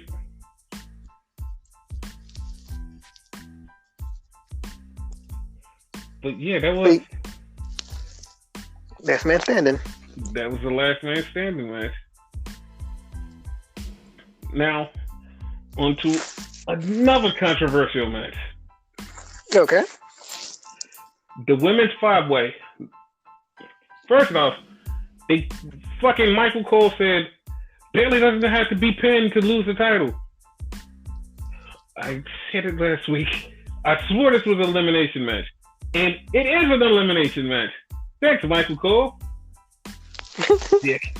But yeah. But Bayley still doesn't have to get pinned. Haha. Yeah, sure. So we have the 5-way with Sasha Banks, Lacey Evans, Naomi, Tamina, and Bayley for the women's championship. And the match starts off with the entrances happen. Sasha comes out first, then Naomi, then Tamina, then Lacey, and then Bayley. Now, this goes back to what we've been saying for about 6 months since the beginning of the podcast. It's framed. Bayley comes in for her entrance. She's standing there with the title. In the background, you see Sasha.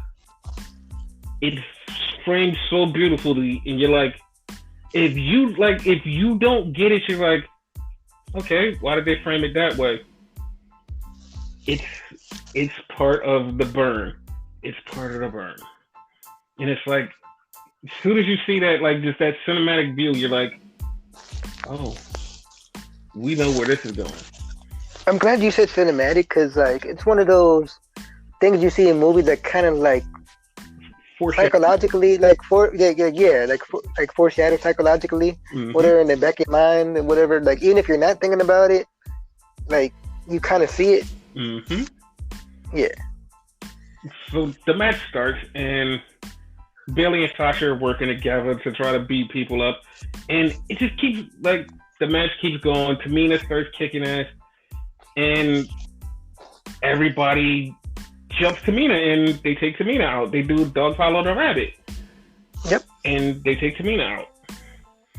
Well, before Tamina gets taken out, they did have a one moment that like somebody was like, "Yo, I didn't know why they did that," but it was a moment where it was Naomi, Tamina, and Sasha in the ring, and they all did the team bag thing, and they did and they kicked Sasha's ass because she's a heel, and they're both faces.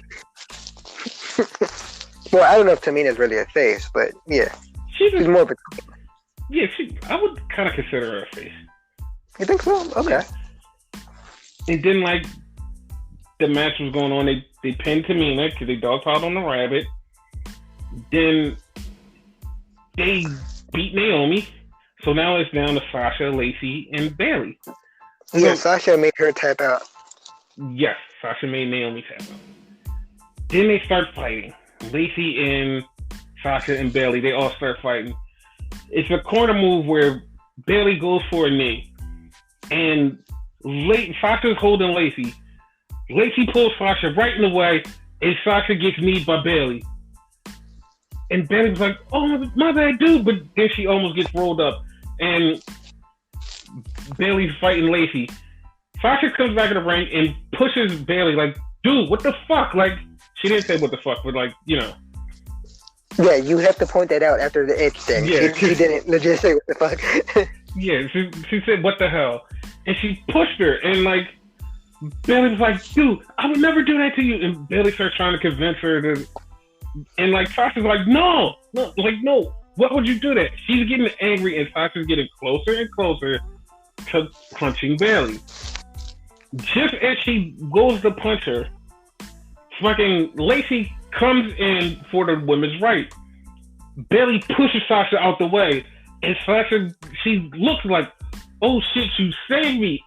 Before she could even think, bam, she got hit with the woman's right. It was like, oh shit, Lacey knocked Sasha out, and she pinned her. But when she pinned her, if you look, Bayley didn't try to stop her. Bayley sat back. Bayley didn't try to stop her at all. It was like, That kind of reminded me of the Money in the Bank, where like it was two members of Evolution was in it, Randy Orton and Triple H, and like Randy got pinned, and Triple H didn't help. Like he just like stood there. Yeah, that was Elimination Chamber. Yeah. But yeah, it was like damn, like you didn't even help her. So Lacey kicked Sasha out of the ring. Sasha's still knocked out on the floor. So Bayley and Lacey are going at it. Bam, bam, bam, bam, bam, bam. They're fighting, busting each other's ass. And Lacey is about to get the win. Sasha slides in out of nowhere and hits the backstabber on Lacey to set her up for Bayley's new finisher, which I don't know the name of because no one has told me yet. Yeah, I think they have yet to say it on TV. Yeah. But it's basically like her weird DDT type of move. Basically. And she pins her 1, 2, 3. And now you're like, Bayley wins. She keeps the title, but she won with help from Sasha. And you're like, dude, like you're just like, dude, like, you just... And Bayley, like, and at the end, you see Bayley celebrating. Sasha slowly walks up to the ramp, and Sasha's in the background. As you see Bayley again celebrating with the title, Sasha's in the background, standing there looking. And it's like, this is going to be a huge moment when it happens. Now, here's my controversy. Okay. I'm a huge Sasha Banks fan. Period. Yes. Not gonna underlie. Never gonna lie about that. Not even gonna hide my bias. She is 0-5 at WrestleMania. She never had a major championship win. The fuck? Like, how do you treat her like this? True. Like, there's literally no reason for her to be treated like this. Like, none. And to me, like, I feel like we've already said this before this this information started leaking out, because like the plan is for Bayley and Sasha at SummerSlam for the slow burn to actually catch fire by SummerSlam. Now, we're perfectly fine with that. It's going to be in Boston, and pray to God that we're all outside that we get to go. Exactly. But to be honest, like, part of me is starting to go, should Sasha leave? Should she leave? Because it feels like, I don't know, I feel like WWE is undervaluing her as a performer in the ring, but at the same time, they use her for other shit outside of wrestling. Like, they have her on movies, posters, on commercials. Like, Fox had her on a Super Bowl commercial with her and Roman Reigns. Like, they were in a Super Bowl commercial. They still have not given her the title. Like, you literally, what? That example, because it's horrible and whatnot, right? Mm-hmm. But she's one of the headliners in WWE 2K20. One of the first women to do that. Becky's on the cover, sure, but all four of the horsewomen are in it, including her. And at the time, there was a controversy and whatever. You didn't think she was going to be in it and blah blah blah, blah backstage bullshit. So in a sense, they kind of value her. They value. You know what I mean, with her shit. Listen, they value her. Out of the four horsewomen, and I'm going to add Alexa into this. The four horsewomen and Alexa, out of every one of them, they all have triple-digit title reigns. Triple-digit title reigns, as in Bayley has had it for 400 and something days. Becky has had it 365 days. Charlotte has had it for God knows infinity. Alexa has had it for 400 days. Between title wins. Sasha literally has 62 days as women's champion ever. And I feel like it's a joke now. I feel like she's a joke. Like, she has big matches, and no matter what anybody says about her, she's in a match, the match is great. No matter what. Yes. I agree. She's a fucking performer. The belt on her, they haven't done that. And to me, I'm not happy with the way she's being treated. And somebody tried to calm me down and go, dude, she's like the Shawn Michaels of the women's division. Yes, you're right. She is like the Shawn Michaels of the women's division, because she can put on great matches with anybody. And they're like, yeah, because she doesn't really need the title. Yeah, fine. That's great. All of that's great. But can she at least have a WrestleMania moment? One? One. I agree. Just give her a WrestleMania moment where she wins the title. Fine. Everything else would be perfectly fine, because what I think, to her is, she just wants to wrestle. She wants to be in there and wrestle. They're giving her that, but also, you still do have to want the title and want to have moments. She's had other moments. She's never had a WrestleMania moment. She's never had that big moment where it's the crowning of Sasha and she holds the title for a substantial amount. She doesn't have that, and she needs that. Yeah. I feel like she needs that to solidify her career as a wrestler. And people always go, oh, the four horsewomen, they win everything. Not her. Not her. She's the last of anything. She barely wins. It's the fuck? It bothers me. It fucking bothers me, and I'm not gonna stand on my soapbox too long. I just want her to win, and if she goes to the other company, AEW, I'm gonna be pissed, and then I'm going to be really pissed, because their women's division, they don't know how to book, and they're not treating it properly. So you're taking to another place that you're not going to treat it properly. Basically. So I just think she should stay here, and WWE should try to fix it. She could always go to Impact Wrestling, though. It's not as big as the big two right now, but her there probably like boost it up. You know what I mean? Nope, I don't. I wouldn't want her there because you could only. I can name on my hand the whole women's division: Taya Valkyrie, Rosemary, Tessa Blanchard, Jordan Grace, Kara Hogan.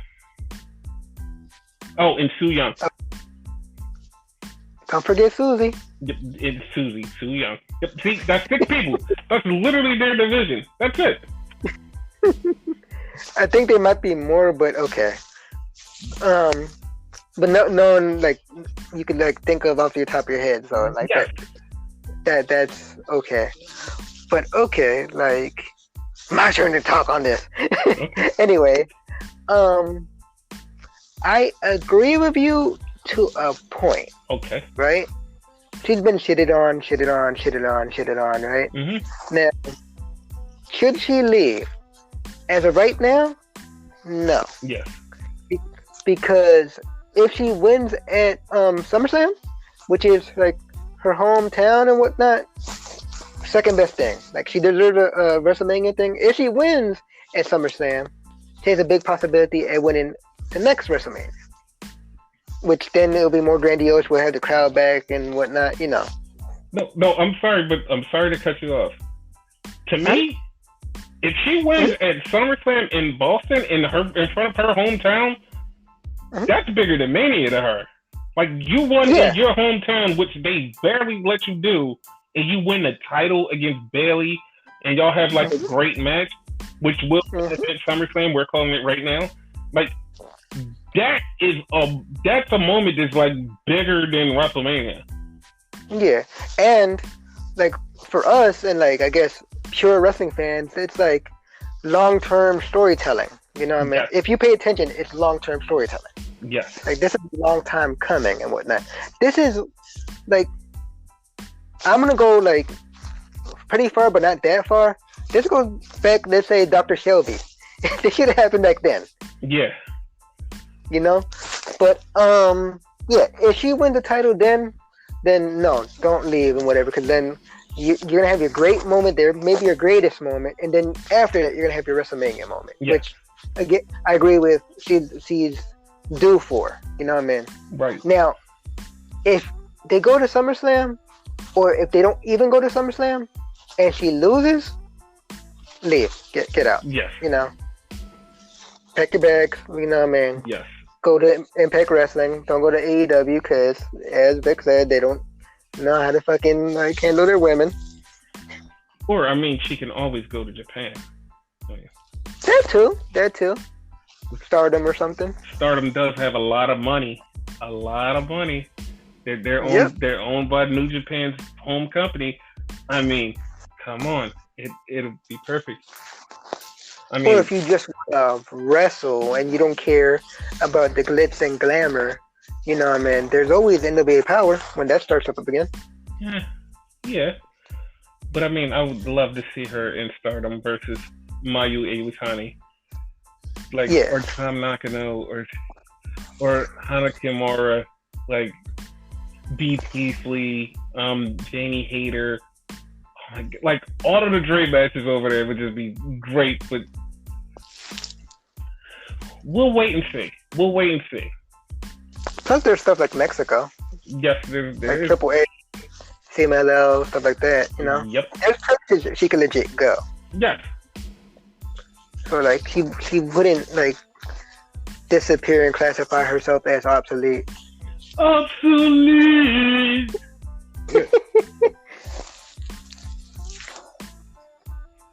But yeah, that's Sasha. Yes, we spent a lot of time on that, and now getting on to another controversial match. And I know you're like, wait a minute, why is this controversial? Because you're thinking in your head, you're like, there's nothing about this match controversial. I'm going to explain. Okay. So this is the tag team match. It is the Street Profits versus Austin Theory and Angel Garza. Double A. Yes. Now, this match was good. It could have been better because they did have a better version of this match. But it could have been better. But it was good. It was real good. Now, here's where the controversy comes in. So, it's a spot in the match. The match is going on. And the Street Profits get the win. Zelina Vega starts beating up Montez Ford. All of a sudden, you hear Bianca Belair's music. You're like, oh shit. And she comes down and beats up Zelina Vega, and her and Montez Ford and Angelo Dawkins all stand tall at the end. Now, I know you're like... Well, Montez crawled, but that's another story. Yes. And I know you're like, why is that controversial? Because, once again, I'm going to bring it up. Mm-hmm. There was no one there to get this huge pop for Bianca saving her husband. Like, imagine that. Like, nobody... Like, we didn't even know she was coming. Nobody knew. Yeah, we didn't. Like for the Mandy thing, we kind of had a speculation like she might come out. Nobody knew Bianca was coming. We didn't even think about that. I mean, we should have figured it out when she wasn't in the title tournament for the NXT title. We should have figured that out, but we're dumb. But you pointed it out after she came out. Yeah. And it's like, she showed up, like, imagine that, like, Big Pop and everybody getting to figure out who Bianca Belair was for the first time. Like, that would be... Like, I'm mad that didn't happen at a bigger stadium. And just so y'all know, like, this is her call-up. So now, instead of being the EST of NXT, he is the EST of WWE. She goes here now. She goes here now. And by going here, she goes to Raw. Yes. But yeah, match was good. That match was good. Yeah. Now we're going into the most... Have fun! Yes. The most controversial match on the night. This match was... I don't even know if I could call it a match because it was a Firefly Funhouse. It was part of WWE's new cinematic universe, which entails this match and I guess Bray Wyatt versus Matt Hardy. Because remember that? Yes. And the Boneyard match. So yeah, all three of them combined make the WWE cinematic universe. Yes. And I'm making that up in my head. Yes, and I pray to God that the WWE cinematic universe stays around. Yes. The WWECU. I hope it stays around. I like that. But yeah, it started off with John Cena coming down to the ring. Well, getting ready to come down to the ring. He comes out, his music hits, and he does his John Cena thing, and he goes, "Never give up." And I literally said to Renegade, was like, dude, I thought this was supposed to be a Firefly Funhouse. Just as I said that, everything gets weird. Everything gets weird. Like, it just goes weird. Like, weird. Like, it's static, and you see, like, Vince McMahon from WrestleMania 1, and, like, all these different clips and whatnot. Like, okay. All of a sudden, we go into, and something I never noticed, like, someone pointed it out, like, we see the original Firefly Funhouse, like, with the door and all that. Mm-hmm. Apparently, we haven't seen that in a while. Yeah. And I never, like, thought of it. Yeah, we haven't. Yeah. So, like, we see that and whatever. And, like, all the puppets are there, like, Ramblin' Rabbit, what is it? Husky, whatever. Huskish, yeah. And Mercy, the Vulture, and all that shit. Like, they were all there. And it was so weird because Ramblin' Rabbit warned John Cena. Like, he warned him. And, like, John didn't take heed to it. Even Puppet Vince McMahon made his debut at WrestleMania, which was fucking. That's some good shit. Yeah.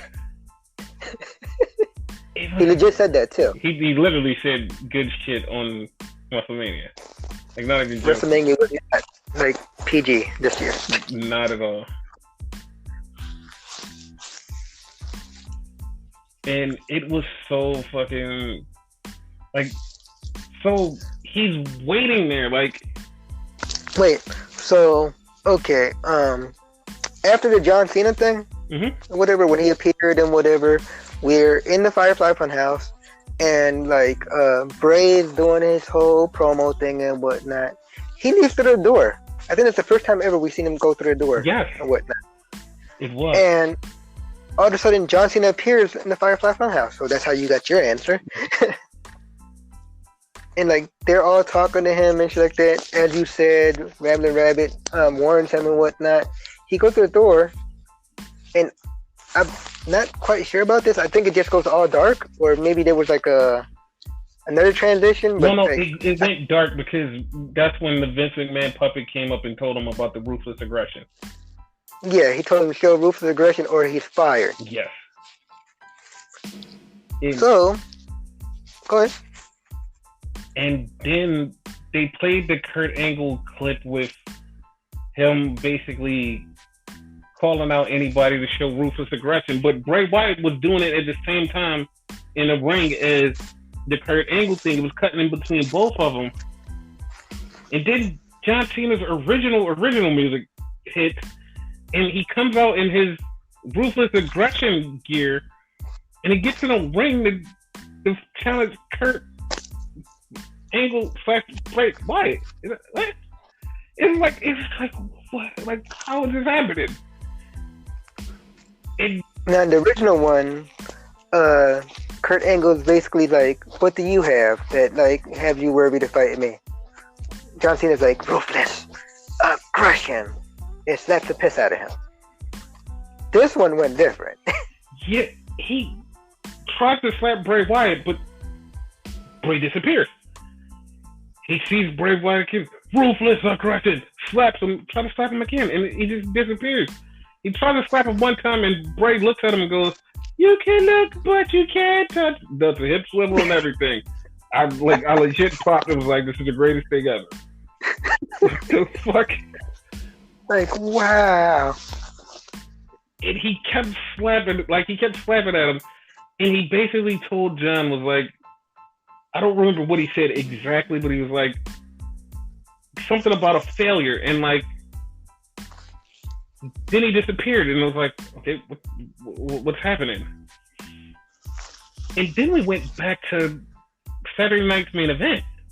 It's like, wait, what? Like, John wasn't here.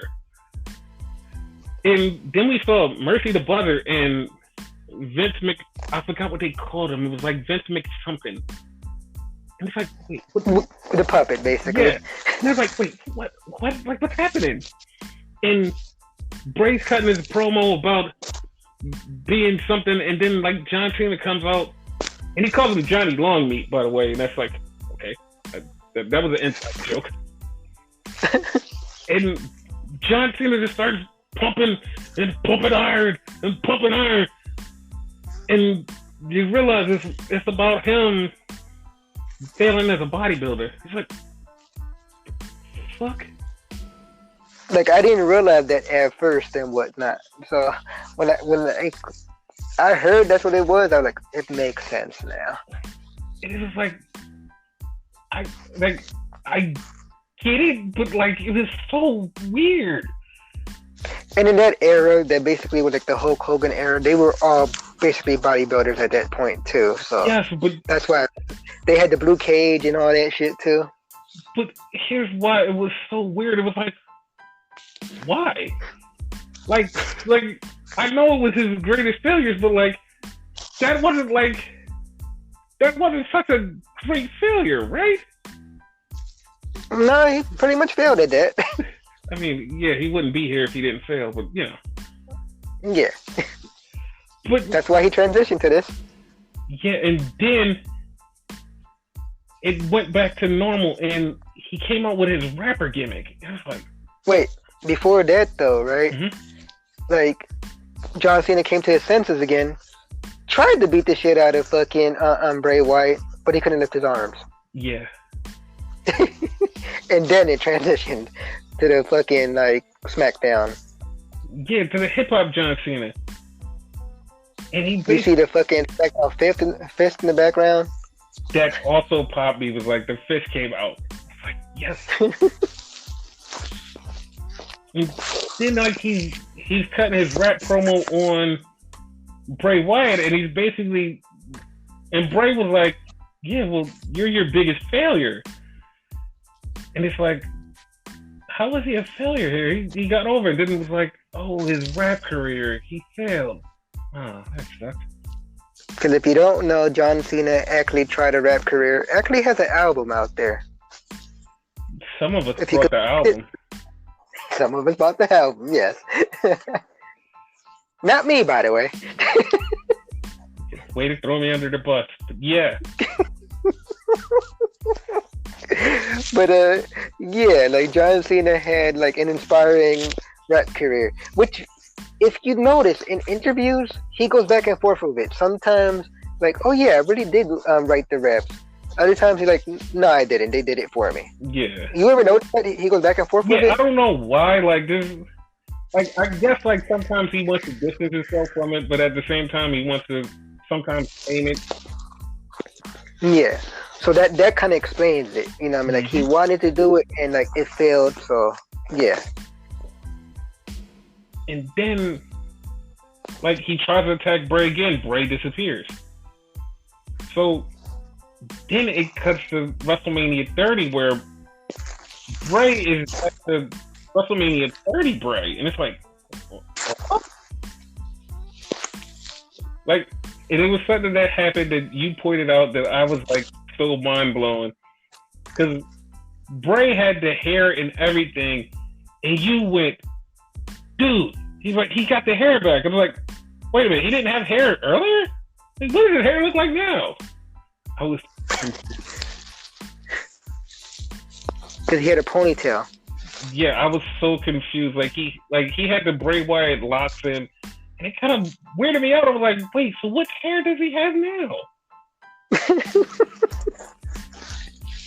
And like he went, like he told John Cena, it went to the ending where in WrestleMania 30, he told John Cena to attack him with the chair, and he wanted him to attack him with the chair, and John wouldn't do it. John was thinking about it. John wouldn't do it.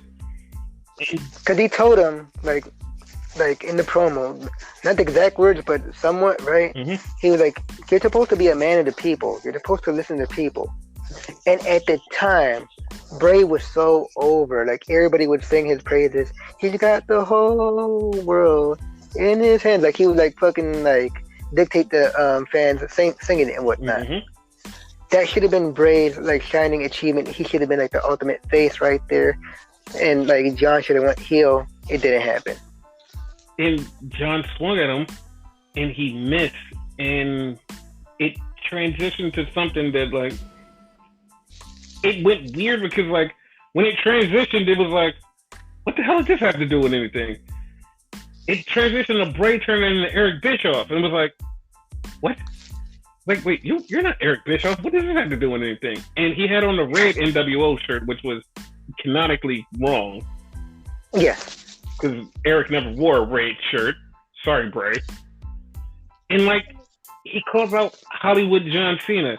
Now, it's funny on so many levels. Because he's part of Hollywood now. And also, like, it was the heel John Cena that we never got. Exactly. And he came in and he was acting like Hollywood Hulk Hogan, and it was so weird because at that moment I was so invested because I was like, oh my god, like what if we had that John Cena? Like what if this actually would have worked? What if this failure wasn't a failure? Like what would the world look like if that John Cena existed? It would have been awesome because, like, for like the new schoolers or wrestling, whatever, that's listening, whatever, right? Okay, we had Hulk Hogan, right? He joined WCW and whatnot, right? He did the same thing he always does or whatever, right? They eventually started to boo him. So WCW had the right idea of turning him heel eventually. Yes. You know what I mean? They, like, John never did that, which that was a failure. You know what I mean? Mm-hmm. Even Impact Wrestling did it with Jeff Hardy, which to me is still one of the biggest heel turns I've ever seen. Like, it was amazing. Yes. Him and Hulk Hogan, top two, I think. Top two. And, like, John realized how much he fucked up, but as soon as he realized how much he fucked up, he was fucked up because it went back to normal, and the Fiend got him. The Fiend, like, put the mandible claw on him, hit Sister Abigail, which I don't know why I still call Sister Abigail, by the way. That's a pet peeve of mine. I don't know. And then and the referee was Bray Wyatt. Count him 1, 2, 3. Yeah, it was Bray Wyatt, and the Fiend counted. The Fiend pinned John Cena, but Bray counted the pinfall, which was very weird. And that was the match. Now, not saying that we didn't like it, because we actually did. We found it actually great. There were a couple people that actually didn't like this one. I loved it.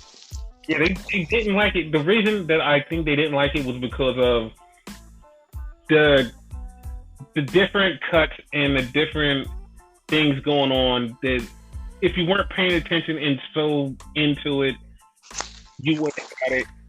But yeah, that's what. I think it was because it was less wrestling and it was more storytelling, you know? Yeah, because like the night before was more wrestling / storytelling. Yeah. Because this one was more story, film, cinematic than it was wrestling / regular match. But the whole shit was put together beautifully, in my opinion. I know you agree with that. Yes, because a lot of it's like it was kind of like a mix between yeah, no of fandom with this. I'm in the minority of yes, this was pretty fucking cool. It was amazing, in my opinion. Yeah, this was pretty fucking cool. Yeah. Like this is one of the reasons that I can say that this pandemic was good, was because we got to try some crazy shit. I wouldn't have worded it like that, but whoa. You know what I mean. Yeah, I got you, but whoa. Go ahead. You know what I mean. Because we get to try out a lot of shit that we wouldn't normally see. AEW included. There's a lot of shit that's getting tried out that we won't normally see because this is in a different time. Yeah, because of all this, I'm actually enjoying AEW more, actually. Like, they've done some good shit. Exactly. What I'm about to say is going to make you guys mad at us, but at the same time, if you guys realize it, you guys will be okay. AEW is way better without fans. So that means you guys should stay home more often. Basically.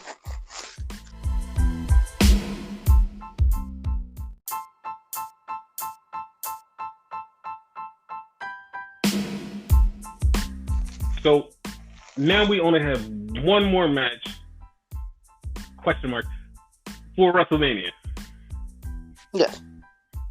The biggest match of WrestleMania for the WWE Championship. I kind of feel like the match we just spoke about should have went last. You know? Nope. I'm completely okay with this one being the last match. No, it makes perfect sense because, like, yeah. But at the same time, like, you know, it was that entertaining, you know? Yeah, but this one was also entertaining. Yeah. Like, it wasn't bad at all. Yeah. Like, a lot of people compared it to the Universal title match, Blue Universal, whatever you want to call it. That's exactly what I was about to say. But not really. You know, it was exactly like, you put these two matches right next to each other, it's the same match. Yeah. What we're talking about is the WWE Championship, Brock Lesnar versus Drew McIntyre. It literally had two moves: the F5 and the Claymore kick, just like the It also had a suplex. and one suplex. Well, no, like 2 or 3. I swear it was like one suplex and like then an F5. No, it was like it was a few. Not as much as usual, but yeah, it was a little bit more. Because it wasn't like, for some reason, like the title matches was not a bunch of moves. Like it wasn't much storytelling. It was Brock start fucking up Drew. Like Brock, like he fucked Drew up. He hit him with a couple of suplexes, like you said. Then he hit him with an F5. He literally got a 1 count on Drew. Drew kicked out. Picked him up. Which hit him with we both like, what the fuck? Like kick out at 1. Nobody has ever, to my knowledge. No, nobody at 1. He picked him up, F5'd him again. Drew kicked out at 2. And immediately the first thing you said was, if he hits him with another F5, it's over. He was like, it's over. It's like he's down for 3. And he picked him up, hit him with a third F5, and it was like, oh, I think this might be 3. And he kicked out at 2.5. It's like, oh shit, he kicked out. I swear it was over. And then Paul Heyman was like, Brock, get on him! Brock! And like, Paul Heyman was going hysterical. Drew got up, Claymore kick. Brock kicked out at 2. He's like, all right. Then he just Claymore kicked him 3 more times and pinned him. Like, goddamn. 1, 2, 3. And he won the title. And it was so anticlimactic.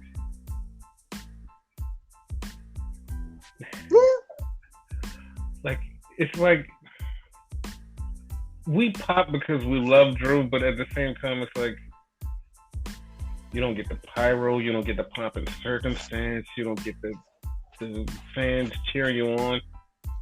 But like, yeah, we understand. And after he won the title, Drew was on, like, he was on the floor and like he looked into the camera and put his hands to the camera and he was like, I know that you're out there. I can feel you. He said, thank you. I love you. This is for you. Yeah. At the same time, like, when you're like a wrestling historian, like we are, kind of, right? Mm-hmm. Little thing there that I noticed that I liked, that I brought it up to you, whatever. Mm-hmm. It was like a little shout out to Shawn Michaels and whatever. The way the ref like passing the belt and whatever, and like he held it like, oh my God, I got it. And he cried to it and whatever. Mm-hmm. Only thing he didn't do was like bow to it like Shawn did, but it was damn near close enough, you know? It was close. Yeah, like it got me in the emotions for him. So yeah, it was his big moment. I just wish that we all could have seen it. Yeah, and we could have enjoyed it. Yeah. But like it didn't take away from it per se. Yeah. Like we could both agree on it finally now that it happened or whatever. Mm-hmm. This was the main one we both argued on and whatever. Yeah. It took away from it, but at the same time it was great. Yeah, at the same time it was great because like we really wish it was like that billion times better where everybody gets to see it and enjoy it. It's like I just want to see the people go crazy, like throwing stuff in the air and crying because Drew wanted. Like I really wanted to see it. But there's still a line from Rikishi. He did it for The Rock. He did it for the people. Yes, he did do it for the people. What the fuck? No, but seriously, like he did it for the people and whatever. So that was heartfelt, whatever. Because like I've been saying, these motherfuckers could have all bailed out and not do a damn thing. You know what I mean?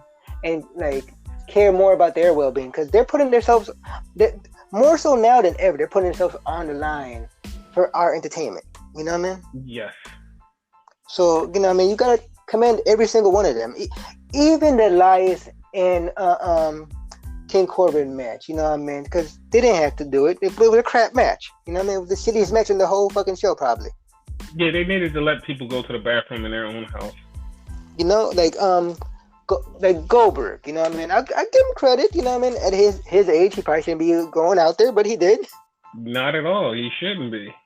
Yeah, but they did their thing. You know, so every single person, like, I applaud them. Yeah. See, I legit applaud. That's the only applause you hear in this show because there was no crowd. No, what the fuck? But yeah, that was night 2 of WrestleMania.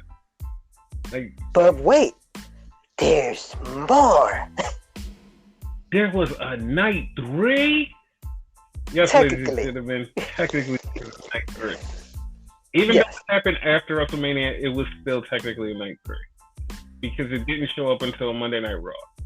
Which, for real, in my mind, I want to say that was taped before the Brock Lesnar match. Like, in all honesty, I think it was. So Drew comes back out and he's talking to Sarah Schreiber. I think that's her name. Sarah Schreiber. After he wins the title against Brock, and he's cutting his promo and he's talking about he wants to thank Paul Heyman because Paul Heyman, if he wouldn't have yelled Brock stay on him, he wouldn't have understood that Brock was afraid of him. And he's cutting his promo about how good he is, and then all of a sudden he just says, "Well." We timed that right. And the Big Show showed up, and like, I'm glad I couldn't find my remote because I wanted to throw it at the TV at the time. I'm like, why the fuck is a Big Show here? Why? Why? It was funny because Big Show has a rep with him. I'm like, oh, come on. Like, seriously, we're going to do this? Big Show comes out and he talks to Drew and he's like, you said that you're a big guy and you're this, that, and the dirt. I thought you was going to defend your title against everybody. And he's like, dude, he's like, I just wrestled Brock. Like, the fuck? Like, yeah. And he's like, well, he was like, you should fight me. He's like, no, I'm not going to fight you. I just wrestled Brock. Like, leave me alone. I was going to defend the title. Just leave me alone. Like, let me recoup. I'll fight you. He's like, I don't want to fight you at Money in the Bank. I don't want to fight you next week. I don't want to fight you in a couple weeks. I want to fight you now. I was like, dude, just relax. There's nothing you can say to me to get me to fight you. So he literally didn't say anything to him to get him to fight him. He slapped him. Big Show slapped the shit out of Drew, and Drew was like, fuck it. Ref, go ahead and ring the bell. Like, they started wrestling, and halfway through the match, all I could think of was, if they let Drew lose this fucking title right now, I'll be so fucking pissed. Me too. Because Big Show was on him. Big Show was beating his ass like he had him. Like he was going to get him. Big Show was fucking him up. And I'm like, yo, he's going to beat Drew. And like, Drew went for like a Claymore kick and Big Show like caught him. I'm like, fuck, like, it's gonna happen. Drew's gonna lose. But Drew rebounded and hit him with the Claymore kick and beat Big Show. I'm like, thank you, Jesus. So, quote unquote, he beat, which is actually true. He beat Big Show and Brock Lesnar in one night for the WWE title. For the WWE title, and still WWE champion Drew McIntyre. Like, he literally has a fucking title defense right after his title. And people was like, I heard some people jump online and go, I've never seen that before. That's so weird. And we immediately fired back, was like, yeah, you've never seen that before because the last time it happened, the dude took the title. It's like, what? What happened? It's like, yo, Hogan did the same thing to Yokozuna. Like, he took the title from him. And it's like, oh, crap, I didn't know that. Like, dude, like, that is the most horrible story. Yokozuna beat Bret the Hitman Hart for the WWE title, WWF title at the time, I believe. Yep. And Hulk Hogan came out to check on Bret. They were talking shit about Hogan. Hogan beat Yokozuna. 1-3, new champion. Like, that Like that made like it was historical. I hated it because like I'm not a Hogan fan. Like I hated it, and I was so mad at Brett. I'm like, dude, like how'd you let him win the title? Like you should have said no. You should have just moved. Like just fuck. Why did you let him win the title? Yeah. I was so angry at the time. To this day, Brett is still pissed off about that. I am too, Brett. Like me and you, we still pissed off. Like, and sometimes people ask me, why do I hate Hulk Hogan? Example C. Right there. Right there. That's the kind of shit. Because backstage, he pulled some strings and said, I should win the title, brother. And that's how he won the title, brother. Damn it. And here's the weird part about that fucking pay-per-view, right? Mm-hmm. It was a WrestleMania, if I'm not mistaken, right? Yep, WrestleMania 9. Okay. If I'm not mistaken, him and Brudai was going for the tag team titles. Earlier that night. He could have went away with some gold. Not the gold, not the top gold, but at least. It was him and Brutus against Money Inc. Yes. And he just decided, I want this belt.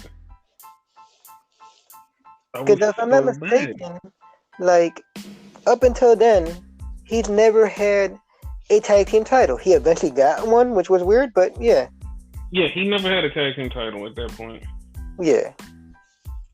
I think the only one he ever had was the one with Edge. Correct me if I'm wrong? Mm-hmm. I think so. Like, I don't think he ever had a tag title other than that one. Yeah. But yeah, like, nothing pissed us off about our WrestleMania. But that was just that WrestleMania that pissed us off. Basically. Like, this whole WrestleMania was good. Little minor things, but, like, they were so minute that, whatever, you know? Yeah. It didn't, like mess up the whole show as a whole, you know what I mean? Yeah. Like, I know that they had to do it this way, and this was cool, but, like, I would have loved to see the stadium version of this. Like, Tampa would have been, like, fucking rocking. In certain matches, though. Because, like, fucking King Corbin versus Elias in the stadium. Would that make a difference? Nope. I could easily point out the matches they would have been rocking for. The Daniel Bryan one, the Kevin Owens one, the Last Man Standing one, the Otis Mandy one, the Drew McIntyre one, the tag team title, the Raw tag team title, the SmackDown tag team title. Yep. Roman Reigns, if he was there, because he would have been there if everything was cool. Yes. Like, that's like at least more than half of the show that people would have been rocking for. Everything else would have been like subjective. Like the Roman Reigns one, I'm kind of upset it didn't happen, even though I did not want it to happen, because just one thing, which was the one, I forget, like, I'm tired, y'all, so I can't really remember the fucking, like, word for it, but the one scene where, like, the spot where, like, they would, like, both, like, spear each other and whatnot, because you know it would happen. I'm just going to tell you right now, I'm not going to confirm or deny anything, but just believe you're going to get that spot, just not with Goldberg. Okay. Yeah. Oh, I know what you're saying. We're here. You're going to get that spot, just not with him. But, so, WrestleMania 36 is in the books. Yes. WrestleMania 37 will be in Hollywood in March, at the end of March, which is very weird, like, because WrestleMania is usually in the beginning of April, but this one will be in the end of March. WrestleMania 38 has all but been confirmed to be back in Tampa finally. Okay. And it's going to be back in Tampa, and it's going to be a big deal because Tampa missed this one. So when they come back to Tampa in that stadium, Tampa's going to be fucking rocking. Yes. It's gonna be fucking rocking, and next year is gonna also be fucking rocking. Like, I'm just telling you, like, because everybody missed this WrestleMania. If we all survive the next WrestleMania, crowds are gonna be going crazy. It's Basically, gonna be like fucking best thing ever. for Tampa, right? Mm-hmm. I believe like they could have a bunch of Eliases versus Baron Corbins and whatnot, right? And they'll rock for the whole thing because they missed this one, so they'll pop for the next one that they have. Exactly. But whatever the next big stadium show that wrestling is held in, regardless what company it is, everybody's gonna go crazy because they miss the feel of being in a crowd with people. Yeah, because it actually feels different. You know what I mean?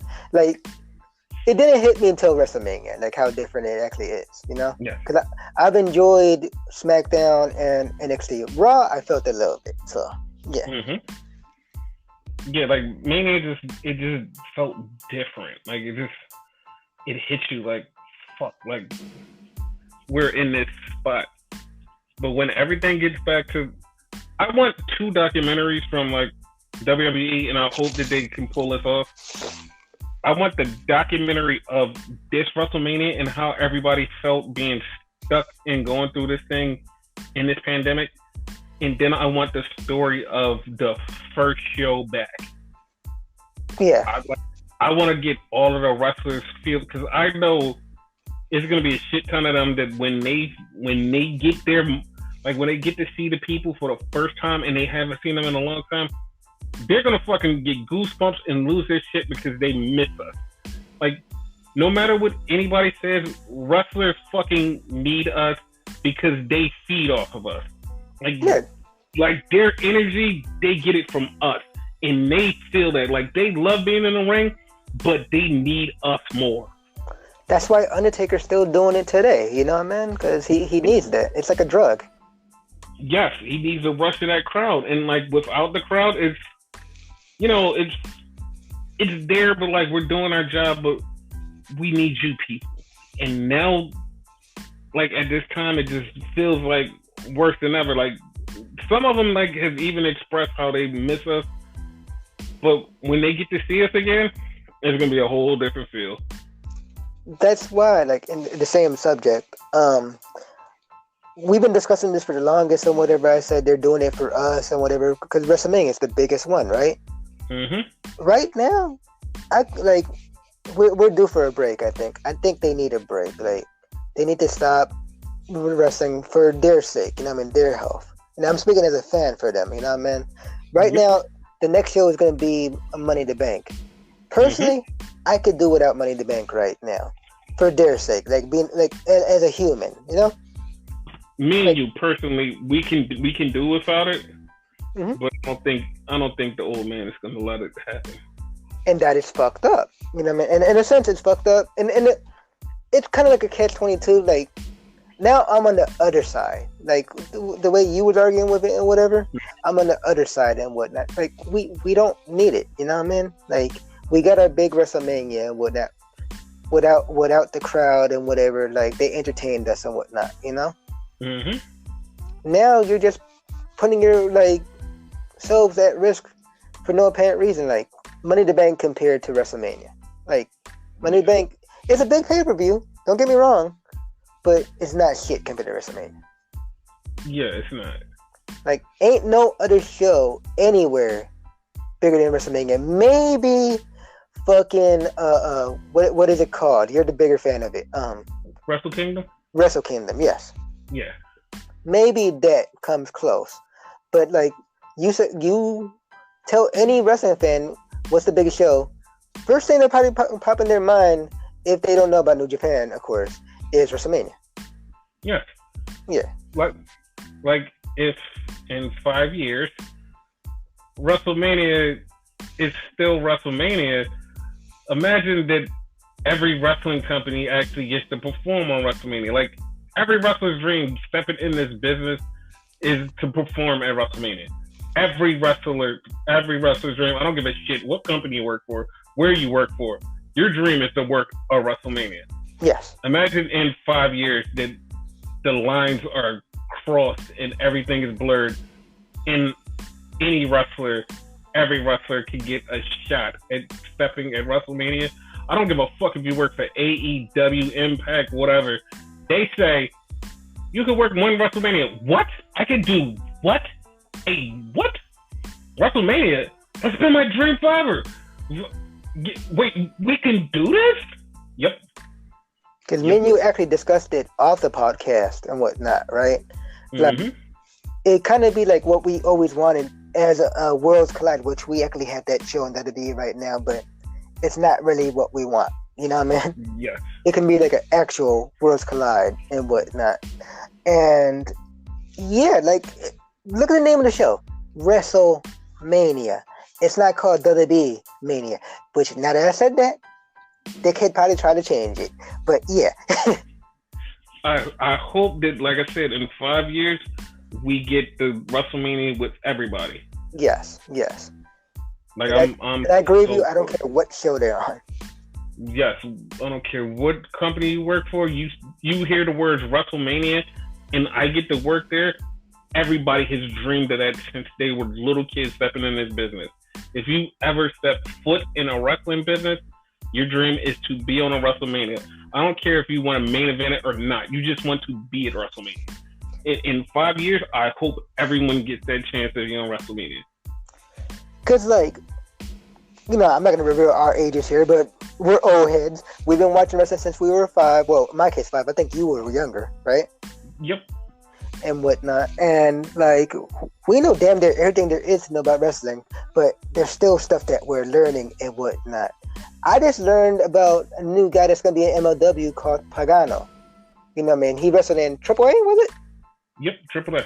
You know what I mean? I'm learning so much about New Japan and whatever, with Tanahashi, Hamaru, stuff like that. Like, I don't know their history, like, in detail, but I'm learning and whatever. You know, the sons of Haku, you know, Tamatanga and Tamaloa, and stuff like that. You know what I mean? That's stuff I didn't know about before I met him. You know, so because of him, like, I learned a lot, and he's still learning stuff. You know, as much as he knows, he's still learning stuff. Like the new guys that are coming up and whatnot. You know what I mean? Yeah. Like, did you know about Tim Storm back in the day? No, I didn't. And like he's been wrestling for years apparently. So you know. Yeah, like I think like probably the last 3 years that's when I got introduced to Tim Storm. Yeah. When he came back with the NWA title, that's when I met him. Was like, oh shit, because the last NWA champion I remember was Robert Conway. That was the last NWA champion I remember. Yeah, I remember you telling me about that. Yeah. And like nowadays we're getting like a ton of second generation superstars, third generation superstars, in one case, fourth generation superstar. You know what I mean? And like they'll mention who they're related to, and it's like, huh? You know, like you either remember it or you learn something new. For instance, fucking Angel Garza.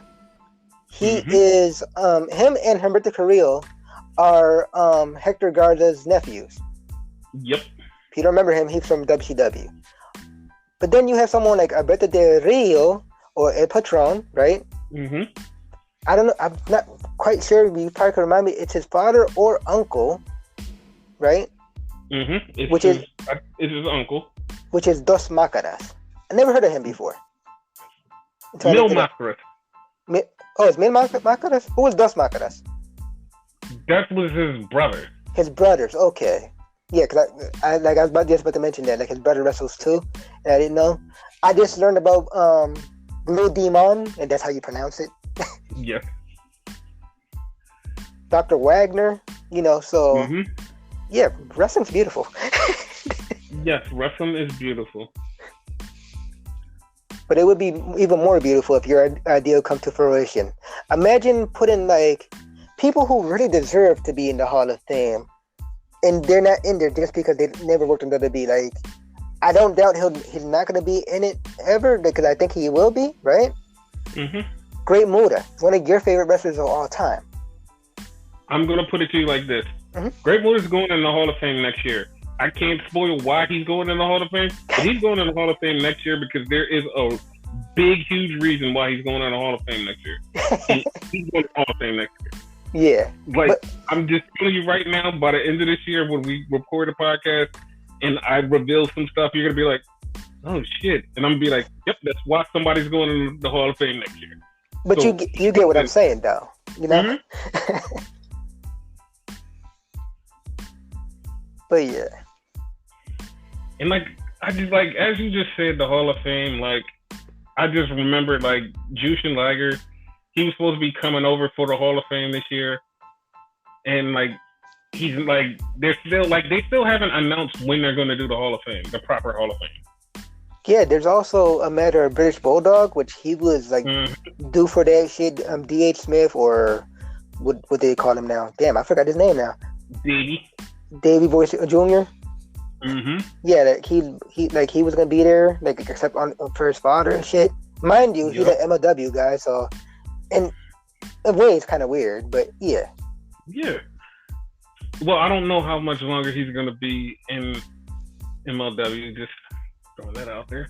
Okay. But yeah, like, it's a lot of people that was, like, expecting the Hall of Fames, and, like, and JBL was on commentary at WrestleMania, and Michael Cole called WWE Hall of Famer JBL. I'm like, dude, that didn't happen yet. Maybe they just, like, sent them out their rings or something, I guess. I mean, I guess, but a lot of people, I would like to hear some of their speeches and see, like see how they feel. Yeah. Like the whole ceremony, whatever. We're probably in the minority, but, like, I love the Hall of Fame. I don't know how you feel about the Hall of Fame. Like, I think you kind of like it. Dude, we've watched every Hall of Fame that they ever televised. Everyone. Yeah, but I think that's normally because we're together. You know what I mean? Like, WrestleMania, right? Mm-hmm. It was more entertaining because we were together. I think I said that, you know? Yeah, if we were by ourselves watching WrestleMania, yeah. It wouldn't be as fun. Yeah, I wouldn't know. Like, I think, like, the only two matches we would enjoy is the main two matches that we liked, which were the cinematic matches. Mm-hmm.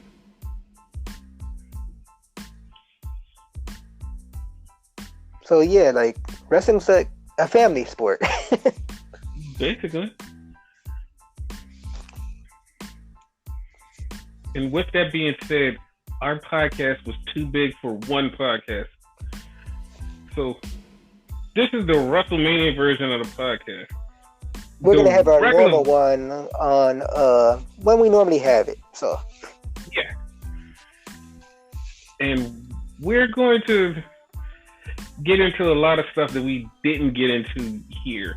Because there's going to be a lot more breaking news by the time we get on that. And some stuff we can confirm and deny. Pretty much. We're going to have a lot of fun, but we had to get this WrestleMania one out to you guys. Yeah, exactly. Because, like they said, WrestleMania was too big for one night. So this podcast was, like, too big for one night. Yep. So, you got anything to say about WrestleMania? Well, take a line from you. Fuck this shit. Fuck this.